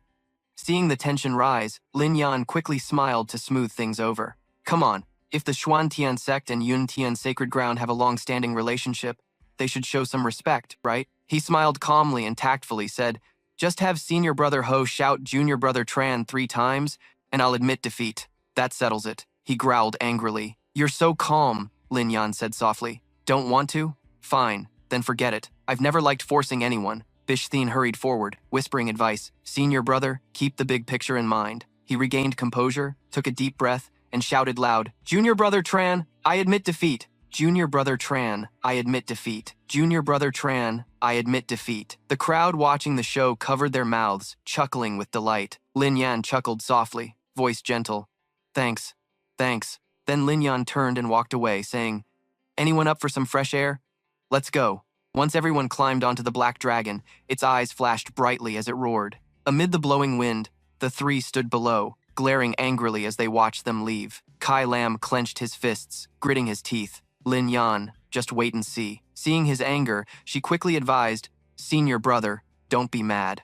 "A gentleman's revenge is never too late," Hong Lian said coldly.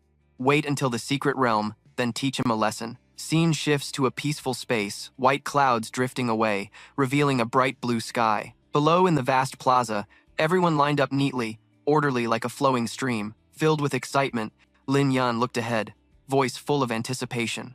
"After waiting so long, we finally get to enter the Koitian secret realm." Ni Qianran chuckled softly, her eyes sparkling. She'd heard that Wangdusu was a land of exceptional talents and spiritual wonders, where you could even spot the sect leaders and top disciples of the 7 great sects. This was a prime chance to level up their knowledge. Lei Yu turned to him and her, speaking respectfully. Big brother Chen, sister Ni, I hope you'll look out for us when the time comes. Lin Yan smiled brightly. Sure thing, no problem. Then he settled firmly on the saddle, eyes blazing, and shouted to set off. Amid the murmurs, their voices full of admiration broke out. Lin Yan's war chariot is so badass, I want to ride it too. Hearing that, Qi Lin snorted sharply. So annoying, it's driving me nuts. Scene shift to the Kaitian secret realm, where countless people from everywhere poured in, filling the air with a mysterious aura. Her gaze swept lightly over the crowd below. Look, that's the entrance to the Kaitian secret realm, Lei Yu muttered, eyeing the massive crowd ahead. So many people, I thought we were early, but turns out some got here even sooner. He smiled slightly, voice teasing. Seems like nobody could wait anymore. Suddenly, a flying Fei Yun boat zoomed by, making everyone jump and shout, "What's going on?" In the distance, the one riding that Fei Yun boat was Zi Conling, son of the Ziyang sect leader. With a cocky smirk, he tossed his chin up, voice dripping with arrogance. Are you all blind? How dare you block my way? Lei Yu clenched his fists, voice full of anger. Why would we block you? You crashed into us yourself. Ni Qianran glared back angrily, adding, if it weren't for this sturdy war chariot, we'd have all fallen off. Apologize to us now. Hearing her shout, he sneered contemptuously, voice full of pride. So what if a beat-up war chariot flipped? At worst, I'll pay you $80 each. If my ship gets even a scratch, selling you off wouldn't cover the damage. Unable to hold back her fury, Ni Qianran growled. You! Lin Yan, calm and collected, smiled softly. I see this ship's value isn't small, definitely not something ordinary disciples get to ride. May I ask your name and which sect you belong to? Conling scoffed, eyes full of arrogance.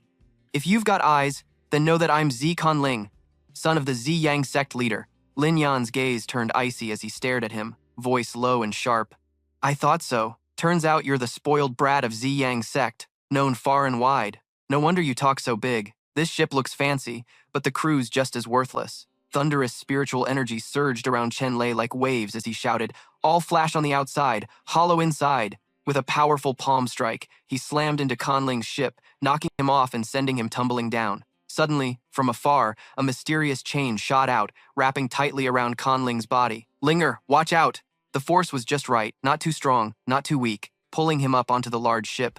The chain lowered, setting him down safely aboard. The one who appeared was Ziyang's sect leader, Zi Yun Chuan. In pain, Conling gritted his teeth, voice full of rage. Father, he damaged my ship. Teach him a lesson for me. Yun Chuan's eyes burned red as he roared. Insolent brat, how dare you hurt my Linger? He bellowed, slamming his palm fiercely into Chen Lei's neck. Give up your life. Just as the strike landed, a figure flew in to block the blow. Who dares hurt my beloved disciple? Recognizing the figure, Lin Yan shouted joyfully. Master Yun Chuan gritted his teeth, voice cold and deadly. Lei Fengzi, you want to protect him? Fengzi stepped forward, sneering. Old brat Yun Chuan, your spoiled son started this mess, causing trouble for no reason. You're a sect leader, yet you stoop to attacking juniors? Lei Fengzi was known for not playing by the rules, but even he wasn't as shameless as you. He was so angry he trembled, yelling, "You're pushing it." A voice echoed from the sky, youthful and full of energy. Why are you two older brothers getting mad? Riding a flying tiger with majestic swagger was the sect leader of 10,000 Beasts Mountain, Mo Shan. Standing on a giant leaf were the masters of the 100 Refinement sect, each weighing tens of thousands of stones. He smiled happily. I've been waiting for this day because of the secret realm. Instead of fighting here, why not bet on whose disciple will gain more from this? He smiled and said, Lei Fengzi accepted cheerfully. Yun Chuan gritted his teeth and snorted. Out of respect for you two, I'll let this slide for now. We'll see everything clearly once inside the secret realm. Scene shift to the distance. The sky stretched endlessly blue, white clouds drifting lazily. Inside the mysterious secret realm, mist hung thick, whispers echoing everywhere. From afar, a sinister aura spread as the sect leader of Heavenly Demon Sect, Ning Tianshan, arrived. He smirked coldly. Sect leader Lei, long time no see. Lei nodded in return. Sect leader Ning, long time no see. Tianshan's eyes locked on him as he spoke. Lin Yan's here too? Heard he scored a glorious victory in the 100 Battles City. Haven't even congratulated sect leader Lei on such a prized disciple. A voice rang out from behind, unclear who it was, but it was true if not for his disciple, sect leader Lei might still be locked up at home, brooding over his mistakes. It turned out the speaker was the Blood Cloud Tower's leader from the Yin Tian district. Someone nearby chuckled and said, Don't air your dirty laundry, Brother Yin. Aren't you just rubbing salt in sect leader Lei's wounds? Another was the leader of the Divine Dragon sect, Hong Shou Quan. Sensing the tension, Tian Shan spoke to ease the mood. Let's not bring up past grievances. Yun Chuan stepped forward, eyes icy, words sharp as knives. Why not bring them up? Then they kept talking. I'm afraid sect leader Loi is still locked up at home, reflecting on his mistakes. Turns out the speaker was the Blood Cloud Tower's master from the Yin Heaven district, and someone nearby laughed. Don't air dirty laundry outside. Brother Am, aren't you just rubbing it in sect leader Loi's face? That guy was Hong Tho Tone, leader of the Divine Dragon sect. Sensing the tense atmosphere, Dian Sun raised his voice to mediate. Let's not bring up past issues anymore. Van Shuyen stepped forward, eyes cold as knives, words sharp as blades. Why not? You can't forget a lesson like that. From where I stand, this isn't just something to remind folks about. We gotta broadcast it across the 4 seas.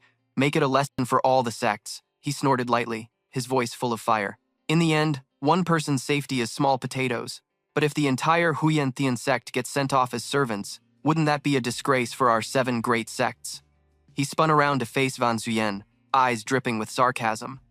Your face still needs more smearing? The 7 great sects are supposed to stand united and help each other, but I hear while we were fighting on the front lines, the Tu Duong Palace was throwing a feast. Getting you a side chick is the least they could do. Fong Tu's anger grew with every word, and even the Blood Cloud Tower and Divine Dragon cult, who already knew the news, were colluding in silence, hoping to sit back and reap the benefits. When he was mocked like that, Van Shuyen clenched his teeth, eyes blazing with fury, fists tight, and in a burst of rage, he couldn't hold back a roar. Thoton also glared fiercely at Fong Tu, eyes sparking fire, deadly intent radiating. Van Shuyen angrily pointed at Fong Tu. Lei Fong Tu, shut your damn mouth.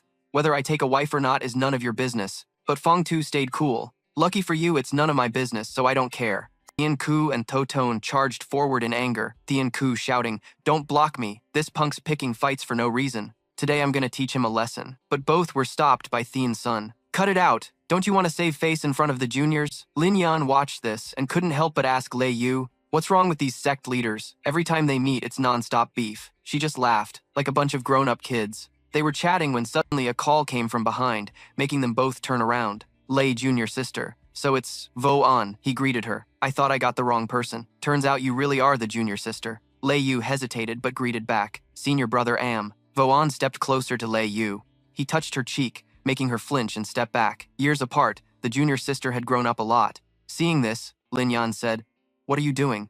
Ni Qianran also asked angrily, who the hell are you? Why are you getting handsy with someone else's girl right after meeting her? Vo An shot back, who the hell are you two?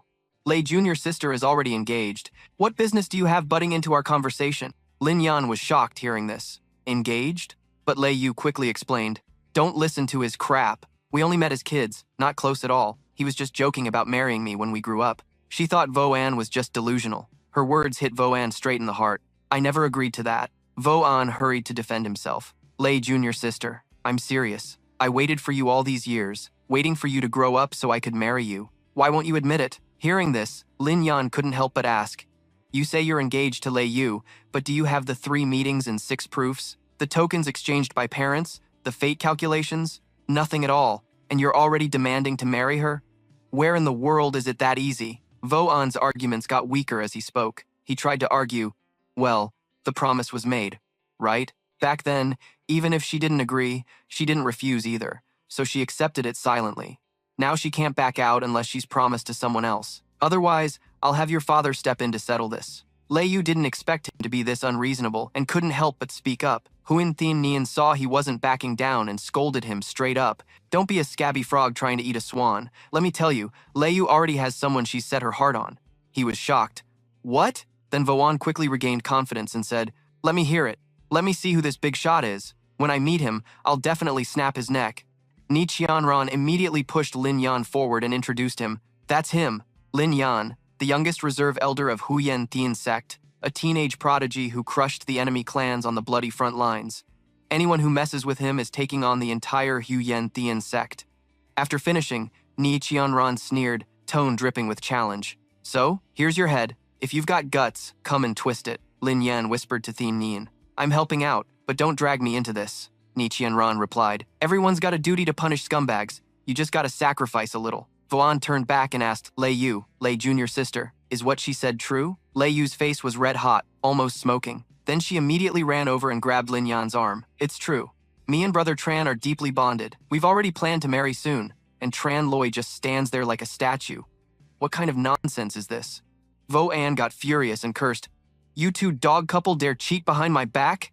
Lin Yan snapped back. Do you eat shit every day? Why's your mouth so foul? As the heated argument went on, a summons order came through, and everyone turned toward the sound. Disciples of the sects, assemble. Vo An brushed past and deliberately nudged Lin Yan. All right, I'm done wasting words on you. Once we're inside the secret realm, I'll settle this with you slowly. He threatened Lin Yan, knowing that inside the secret realm, life and death are unpredictable. If you dare fight over a woman with me, don't even dream of coming out alive. When the sect leaders stood before the stone, the signal sounded. Time's up, senior brothers. Please open the secret realm. In the palms of the sect leaders were incomplete jade fragments. One sect leader raised his hand high, and the jade piece floated up to the center of the mound.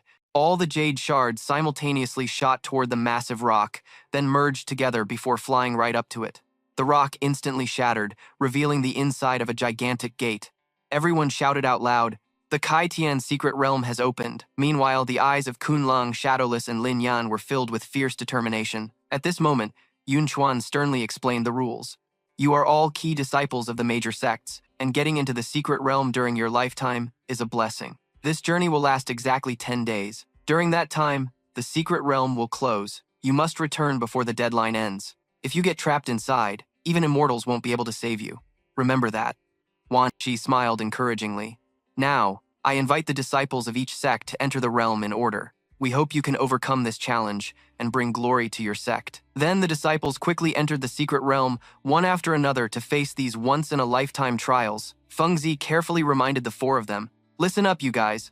Although there are countless opportunities inside the secret realm, it's also extremely dangerous. Remember, don't show off too much, and don't be greedy beyond reason. Safety comes first. Know your limits. Got it? Following his advice, everyone felt much more at ease. Lin Yan replied, don't worry, master. With that, the four of them boldly stepped into the Kai Tian secret realm. As soon as they entered, Lin Yan was momentarily dazzled by the blinding light of the realm. This place had mountains, rivers, animals, and plants living harmoniously together. But it was also full of dangerous beasts, always ready to prey on the weaker species. The breathtaking and never-before-seen scenery made Lin Yan marvel this was truly the Kai Tian secret realm. Lost in admiring the surroundings, Lin Yan finally turned around to look for his teammates. Where's Ni Qianran's group? Right here. Lin Yan propped his chin on his hand, guessing. Looks like that portal is some kind of spatial transport where people get randomly sent to different spots. Hopefully, they won't run into any trouble. Just then, Lin Yan heard a quarrel. Move aside. That red river grass belongs to us. Nonsense. We found it first, so we get it. You guys better back off. On the ground lay the red river grass, and the group was arguing and fighting over it, yet they dared to throw punches? They were seriously risking it. Seeing this, Lin Yan felt a bit cynical about their sect. What kind of prestigious sect is this? Already showing their petty side, fighting over a little benefit without even looking at each other's faces. Shameless. Lin Yan sneered. It's just red river grass. It might be rare outside, but inside this secret realm, it's just a low-grade item, wasting space. Fighting over stuff like this really shows how narrow-minded they are. Lin Yan looked up toward the distant mountain range. The spiritual energy is strongest over there. Looks like there's a lot of good stuff. Let's check it out first. Hearing the noise, Kun Lang came over and kicked a few greedy guys, then scolded. Are you pigs or what? Then he reminded them, this place only has fairy flowers and herbs up to the 4th grade. What's worth fighting over? The good stuff is inside. Hurry to the ship and make the most of your time. Don't let others get there first. They listened and replied, yes, sir. Kun Lang and the others from their sect waved their hands, creating blue arrows. Soon after, they all shot off toward a distant point. While flying, they suddenly got caught in a barrier, causing everyone to lose balance and the arrows to drop one by one. They immediately landed freely. Kun Lang fell hard, in pain, wondering, what's going on? Someone answered, Senior brother, it seems there's a flight restriction here. You can't fly high. Before the team could recover, a cloud of dust suddenly rushed in. Kun Lang and his followers couldn't breathe in the smoke. What the hell? It turned out to be smoke from the vehicle Lin Yan was riding. He laughed and waved. Senior brothers, I'm taking the lead. See you later. Kun Lang couldn't stand being outdone and ordered his men, damn it, chase after him. In a place with mountains and rivers, under a windy sky with picturesque scenery, there was a fish skeleton. Clearly someone had stopped here. That someone was Lin Yan. He hugged his stomach happily, saying, so full, so full. This lake really is a treasure trove. The spiritual power of a dragon pair has completely outmatched a whole garden. Too bad this belly's too stuffed to eat more. Suddenly, an idea popped into his head. Lin Yan sat up. He pulled out a fishing net from somewhere, looking very pleased with himself. Luckily, I came prepared. After getting ready, Chen Lei finally felt at ease and jumped into the lake to find more food to recharge spiritual power. Chen Lei dived into the lake full of high-grade spiritual fish, happily thinking, blood crimson, golden keelan, fairy flower carp, all spiritual beasts of 6th grade or above. Catching a few more to bring back for Ni Qianran's group would be great. After picking his target, Lin Yan decisively cast the net to catch the fish he wanted. The net spread wider and wider, aiming for the biggest fish. Once the fish was inside, Lin Yan grabbed the net tight with one hand to keep it from escaping. Finally, that giant fish brimming with spiritual power was in Lin Yan's hands. It didn't take much effort to catch this big fish, so Lin Yan said casually, got it. But suddenly, Lin Yan felt something was off about this fish. Whoa, this fish is way too big and strong. It dragged Chen Lei's whole body, swimming wildly underwater. Water blocked Lin Yan's speech, but he still managed to scold the fish. You little demon, don't even dream about getting away. Then he immediately used his technique to channel energy into the net, knocking out the fish. The fish thrashed for a moment before helplessly plunging straight to the bottom of the lake. Because the fish was so heavy, when it fell, bubbles erupted all around. Lin Yan swam down to the lake bed, happy to have caught such a fine catch. Tired already? Let's see where you run this time. However, something felt off, making Lin Yan extremely alert. It turned out a giant yellow-eyed monster was staring intently at Lin Yan and the fish. Lin Yan sensed the pressure this beast exerted on him and everything around. That colossal monster rose up, its size at least 1,000 times bigger than Lin Yan's body. Overwhelmed by this sea monster, Lin Yan couldn't help but exclaim, damn, what the hell is this? Now fully risen, the beast radiated immense power. Lin Yan was stunned to realize this rare creature was a giant Jiao dragon, a 9-rank spirit beast extremely rare to encounter. Looking at the Jiao dragon, Lin Yan quickly analyzed the situation. The other fish were all attracted and surrounded by it. Seems like this lake absorbed its spiritual energy, which is why so many rare fish came here. If I could get a bite of its meat, that'd be like gaining decades of cultivation. But the Jiao dragon didn't seem willing to wait any longer. It lifted its head and roared. The roar churned the water, creating waves that swept up even Chen Lei. He shouted, I was just talking. Don't tell me you're already pissed off. At this moment, the Jiao dragon's tail was about to smash into Lin Yan. Things were super dangerous. Lin Yan quickly pulled out his thunder hammer to defend and fight back. He used all his strength to strike the dragon's scaly body, but his attacks were like mosquito bites on stainless steel. The Jiao dragon was unfazed. Instead, Chen Lei was the one thrown into the air. Up in the air, he assessed the Jiao dragon.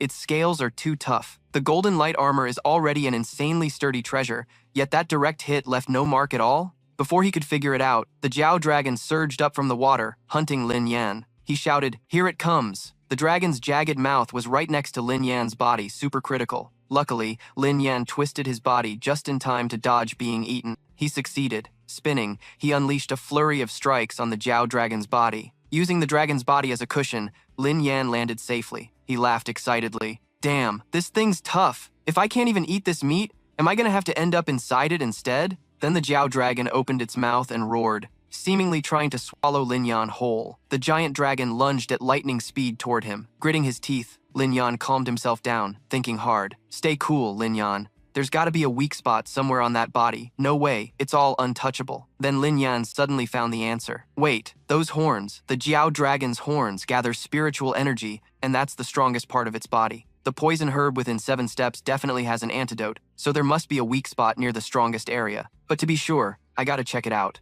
He grabbed his weapon and prepared to charge. All right, let's give this a shot. He gathered his energy to fly into the air. The ground around where he stood cracked and shattered. Lin Yan flew up to the Jiao dragon's head to find its weak spot. Then he readied his weapon and plunged it with all his might into the Jiao dragon's forehead, thinking that was the weak spot. Looks like Lin Yan guessed right. The Jiao dragon thrashed and roared in pain. Its head jerked wildly, tossing Lin Yan around midair. The yellow gem on the dragon's forehead started cracking. That was the weak spot. Seeing the gem break, Lin Yan finally felt safe pulling his weapon out. The Jiao dragon was about to collapse. Chen Lei spun in the air, preparing to land. Finally, when the Jiao dragon completely fell, Lin Yan landed safely. The scenery here remained picturesque, with mountains and rivers, the wind still blowing strong. Lin Yan stood, hands on his hips, amazed. No wonder the horns of a 9-rank spirit beast are so powerful. The spiritual energy is intense, definitely enough to forge a top-tier treasure. Just having this alone made the trip worthwhile. He was feeling good when suddenly little Lei jumped out from Lin Yan's ring. It ran behind Lin Yan, making him worried. Lei beast, where are you going? He chased after it to a place with mountains, rivers, grass, and wild trees, a beautiful landscape. There, Lin Yan called out loudly. Lei beast, where did you run off to? Come out now, he muttered. It clearly ran this way. Where did it disappear to? While searching, Lin Yan suddenly heard a familiar voice. Brother Chen, a beautiful girl, stepped forward from a rock over there. Turns out it was someone Lin Yan knew, Lei Yu. Lei Yu was super happy to see Lin Yan. Great, finally found you. I just opened my eyes and no one was around. I was worried something happened to you. Lin Yan replied. Same here. The entrance to that secret realm must be some kind of teleportation trap, sending us to different places. Then Lin Yan suddenly remembered Tian Nian and asked her, By the way, did you see Ni Qianran? That girl's so clumsy. Without me around, she might cause some trouble. Lei Yu's expression turned puzzled. She whispered to Lin Yan, You really care about Sister Ni, huh? Lin Yan didn't catch that clearly and asked again. What did you say? Nothing, just gossip, Lei Yu said. This secret realm is huge. On the way here, I didn't run into anyone from our sect either. Then Lei Yu suddenly remembered her purpose and asked Lin Yan, Right, Brother Tran. Why did you come here? Are you also looking for the Thunder God Lotus? Hearing this, Tran Loi was stunned, feeling like he got slapped across the face and asked back, Thunder God Lotus? Hearing that name, Tran Loi asked Lei Yu, You said Thunder God Lotus? The legendary Thunder System treasure? She immediately explained to him, Yes, the Thunder God Lotus has always been a treasure that practitioners of the Thunder System dream of having. It's said that possessing it can even help avoid heavenly calamities. She went on to share everything she knew with Lin Yan. Many top masters have spent their whole lives searching for it, but no one has succeeded until now. Unexpectedly, this place carries its aura. At this point, Lei Yu asked based on their shared traits, I followed its aura to get here, and since both you and I have the sacred thunder body, you must feel it too, right? This made Lin Yan frown deeply, a heavy atmosphere radiating from him. No, it seems that although we share the same physique, her connection to the thunder power is stronger than mine, just like last time in Thunderfinger. Who exactly is she? Before he could finish his thought, a strange sound suddenly echoed from above. Lin Yan and Lei Yu looked up and saw a thunder beast running down. It was the thunder beast. Both immediately chased after it. Lin Yan shouted to call the thunder beast to wait. The beast ran faster and jumped onto a high spot. He shouted, Where do you want to go? After a while, they finally caught up to it. You? Lin Yan followed the thunder beast's gaze and was speechless at the scene before them. Before the three of them was a crystal-clear lake, with a blooming pink lotus right in the center, radiating dazzling light across the water. Lei Yu stared at the scene without blinking, unable to speak. At that moment, bathed in the light and lightning from the flower, Lin Yan and Lei Yu shouted joyfully together, The Thunder God Lotus. Lin Yan looked at his thunder beast and suddenly realized how powerful it was. Right, thunder beasts are born in thunder and lightning, so their affinity with thunder power is the strongest. The thunder beast suddenly jumped onto his shoulder. Lin Yan petted it and praised, You ran so fast just to bring me here? Good job. Today you get an extra drumstick. Lin Yan planned to give the God Lotus to Lei Yu. Lei Yu, if you can sense the God Lotus, that means you're destined for it. It belongs to you now. She quickly waved her hand to refuse. No way. The God Lotus was found by the Thunder Beast first, so it should belong to you. Suddenly, a streak of light flashed across the God Lotus from above. If you two are so modest, then I'll take it. Vo An appeared uninvited, standing on a tree branch and snatching the God Lotus, his tone arrogant. This rebellious treasure belongs to me now. Seeing Vo An, both of them shouted in surprise. Yin Vo An! Lin Yan couldn't hold back, pointing at Vo An's face and yelling, We found the treasure first. Be reasonable and give it back. But Vo An wasn't about to return what he'd stolen. Ridiculous. Once the meat's in your mouth, you don't spit it out, right? Lei Yu started reasoning with Vo An, hoping he'd understand a bit and give up the God Lotus. This God Lotus is a Thunder System treasure. Only in the hands of Thunder practitioners like us can it unleash its power. Even if you take it, it'll be useless. But Vo An didn't care about logic. He stroked his chin and smiled. Who said it's useless? This lotus smells deadly good, great for soaking feet. But if Thunder Sister Lei Yu begs me, maybe we can negotiate. If you agree to marry me, I'll give you the God Lotus as a dowry. Vo An stubbornly refused to return the item, instead mocking and shamelessly scheming. But you betrayed me once before, so I'm not so sure. How about we get married right here, right now? A child born in this heavenly blessed place will definitely be extraordinary. What do you say? Lei Yu couldn't stand him anymore. She clenched her fists and shouted, You're shameless! Lin Yan quickly spoke up. This god lotus is one of a kind and truly suits Lei Yu's status. But if it's a dowry, then of course I'm the one who should present it. His words made Lei Yu blush slightly and whisper, Brother Tran. Without hesitation, Lin Yan launched a direct palm strike at Vo-an. The spot where he stood exploded violently, sending dust and debris flying everywhere. After a moment, as the smoke cleared, the scene before them gradually appeared. Lin Yan looked on in shock and disbelief. How could this be? From the dust emerged Vo-an, completely unharmed, leaving Lin Yan confused. You took a direct hit from me and weren't even scratched? His face suddenly darkened, lips curling into a creepy, triumphant smile.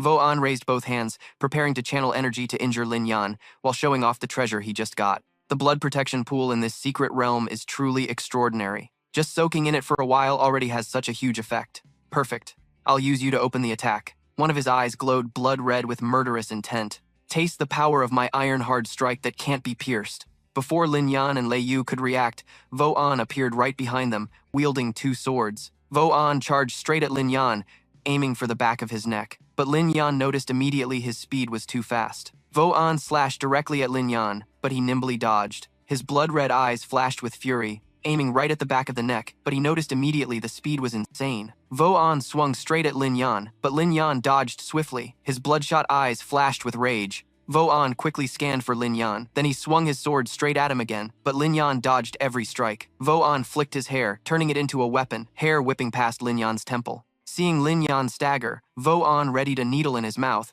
aiming to injure him when he wasn't paying attention. Seeing the danger, Lei Yu outside shouted a warning. Big bro Tran, watch out! Lin Yan drew his sword to block Vo-an's surprise attack. While defending, he gritted his teeth and asked Vo-an, Are you guys from Blood Cloud Tower all fans of sneaky attacks? Tran Loi and Vo-an exchanged sword strikes. Vo-an was full of murderous intent.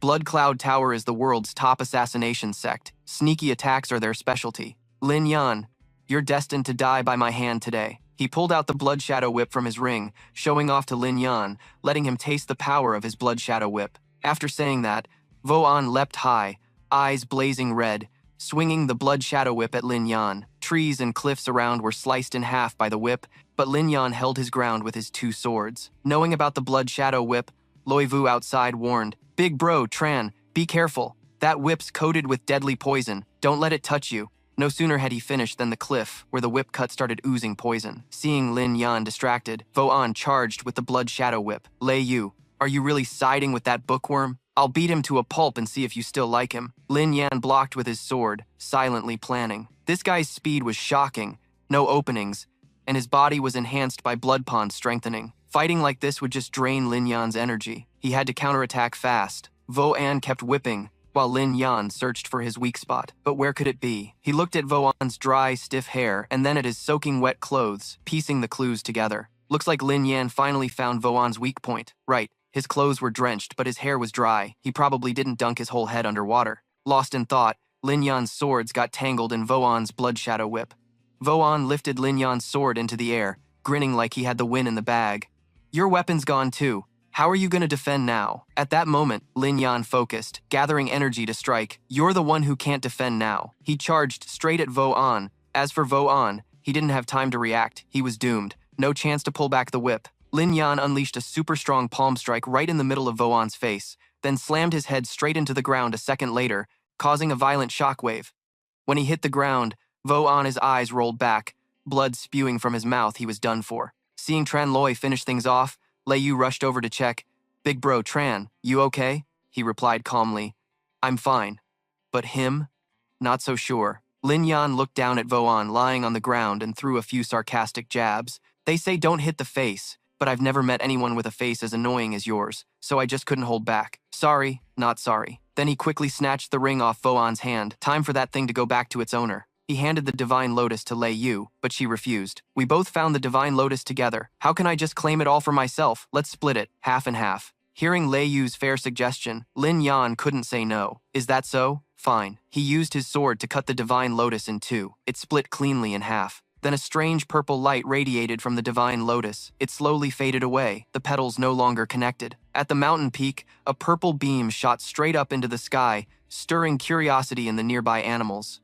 The light was so intense that Lin Yan and Lei Yu had to shield their eyes. After it vanished, Lin Yan slowly opened his eyes, but the Divine Lotus was nowhere to be seen. Where did the divine lotus go? Lei Yu noticed the soul seed and pointed it out to Lin Yan. Big bro Tran, is there anything left where the divine lotus was? The soul seed floated toward them. Lin Yan was surprised, and Lei Yu answered, Big bro Tran, congrats, this is the soul seed. She raised her hand to explain. The soul seed is the fruit of the divine lotus, formed by absorbing its essence. Its value is even greater than the divine lotus itself. Although our cultivation isn't strong enough to use it yet, once we reach the martial soul stage, having this soul seed will help us overcome the heavenly tribulation smoothly and ascend directly. For cultivators of the thunder element like us, this is a once-in-a-lifetime treasure that defies the heavens.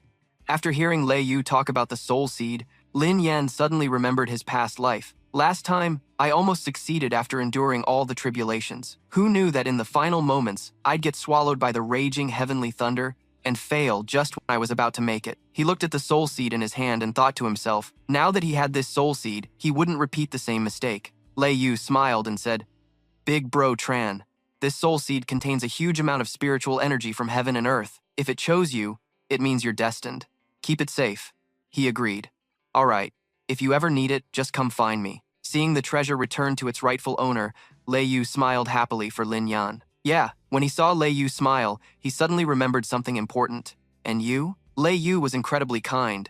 She showed a pitying look and said to him, the 7 great sects are united in one heart, not quick to turn on each other. We'll spare your life this time. Lin Yan looked at the guy named Shadowless lying on the ground, clenched his fist tightly, and growled, If Lei Yu little sister said that, then I'll spare you this once. But if you dare bother her again, don't blame me for throwing punches without mercy. Saying that, Lin Yan and Lei Yu left Shadowless behind, and the two of them moved forward. Let's go. Shadowless, though still on the ground, was conscious. He gritted his teeth in anger and vowed revenge. He stole my storage ring, and beat me badly too. Those two fake lovers, pretending to care. I'll make sure to repay today's humiliation 100-fold. The sky was clear, the wind howling, and the wild grass and trees lived in harmony.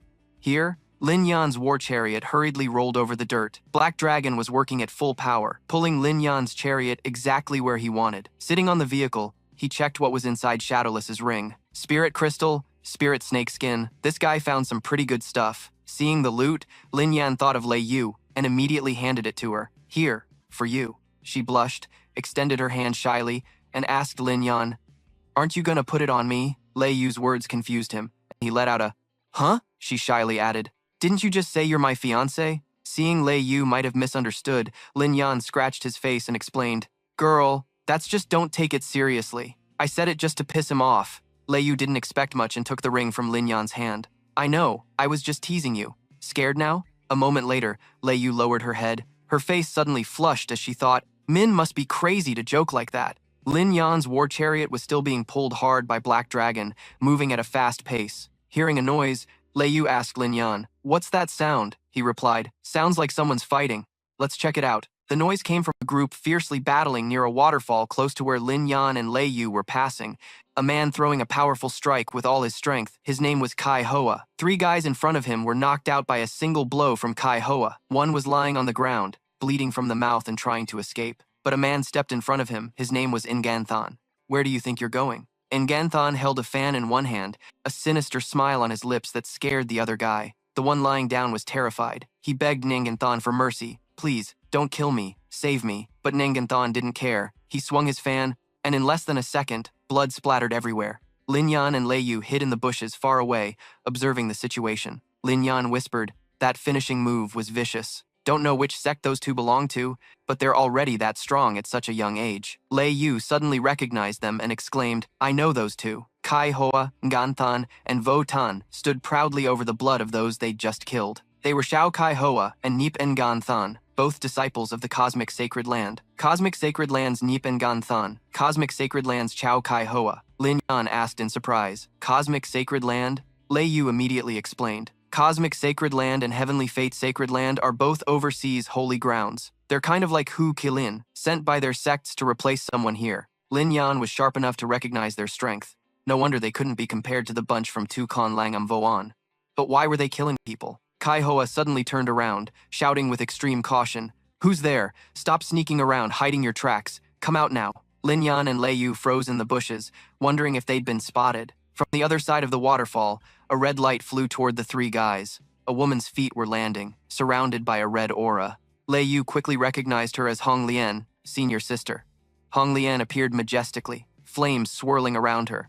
Kai Hoa eyed her suspiciously and called out, "Senior sister Hong Lian." Hong Lian glanced at the unlucky men lying on the ground and sternly asked, "Shao Kai Hoa, Nipan Ganthan, what grudge do you have against the 100 refined pavilion to assassinate these disciples?" Nganthan, still holding his fan, smiled as if he and his teammates were innocent. "We have no grudge with them. If anything, they came to the wrong place." Sensing an unusual aura, Hong Lian looked in a direction. Then, without hesitation, she flew straight into the rushing waterfall. Hong Lian hovered midair, one hand touching the water, seemingly trying to part it. Gradually, before her appeared a massive, mysterious fortress. Hong Lian looked at the fortress in surprise. This was the Bilak Palace. On the other side, Lin Yan was just as amazed. Bilak Palace was the cultivation cave mansion of the Bilak Great Emperor. Lin Yan imagined the legend tied to Bilak Palace in his mind. It's said that before ascending, the Bilak Great Emperor accidentally entered a mysterious cave mansion. Inside were countless rare herbs, scriptures, and treasures. The emperor used these to successfully ascend and, in gratitude for this fate, renamed himself Bilak. But descendants have never found that legendary place until now. Turns out it was inside this secret realm. Kai Hoa stared at Bilak Palace, his eyes full of resentment as Hong Lian prepared to enter. This Bilak Palace was the treasure vault left by the Bilak Great Emperor. Legend has it, there's a secret stash that helps people ascend. Do these sect disciples even deserve to be in there? Hong Lian stood high above, arms crossed, glaring at Vo Tran with a challenge. Isn't he also a disciple of the Divine Dragon sect? Why did you all kill him? Vo Tran laughed like he was overjoyed, waving his hands around as he explained, "Our Divine Dragon sect has been devoted for years to the cosmic Holy Land, helping the sanctuary expand its influence within the country. This Bitchlak Palace was actually discovered by us first. I immediately informed my 2 senior brothers, but how could we compete with them? So just getting to broaden our horizons was already satisfying enough." She sneered after hearing that, taking the chance to jab at Vo Tran. "If that's the case, you're really just a good little lapdog." Hearing this, Vo Tran gritted his teeth in anger, only managing to growl. "You're asking for a beating." Hong Lian pointed at the other 3 and reasoned, "The 7 great sects and the overseas sanctuary maintain annual friendly relations that benefit both sides, so when disciples enter the secret realm, competition should be fair. You all resorted to ruthless tactics just to snatch treasures. Aren't you afraid of ruining the relationship between both sides and damaging the sanctuary's reputation?" Lin Yan watched everything from afar, deeply moved by Hong Lian's sincerity. To say things like that, it seems Hong Lian might have a sharp tongue, but her heart is truly upright. Kai Hoa gathered his energy, closed his eyes, and continued, "To make the difference clear, our cosmic Holy Land is not like the Fortune Heaven Sanctuary. You guys crave hollow fame. We only care about results, not the process." Kai Hoa and Nganthan charged together, aiming to take Hong Lian's life. Their eyes burned with murderous intent, but if she saw through them, they couldn't spare her life. Today would be her last day. "Junior sister Kook, don't blame me for being ruthless." Hong Lian stood high, suddenly seeing a blinding light rushing toward her. That powerful move flew straight at her, strong enough to split the waterfall's flow in 2. At this moment, Hong Lian showed no fear and focused her energy. Flames surrounded her. "You think you can kill me, just relying on yourselves?" Hong Lian quickly thrust both hands forward to unleash a full-force strike. 2 insanely powerful moves clashed right in front of Bitchlak Palace, creating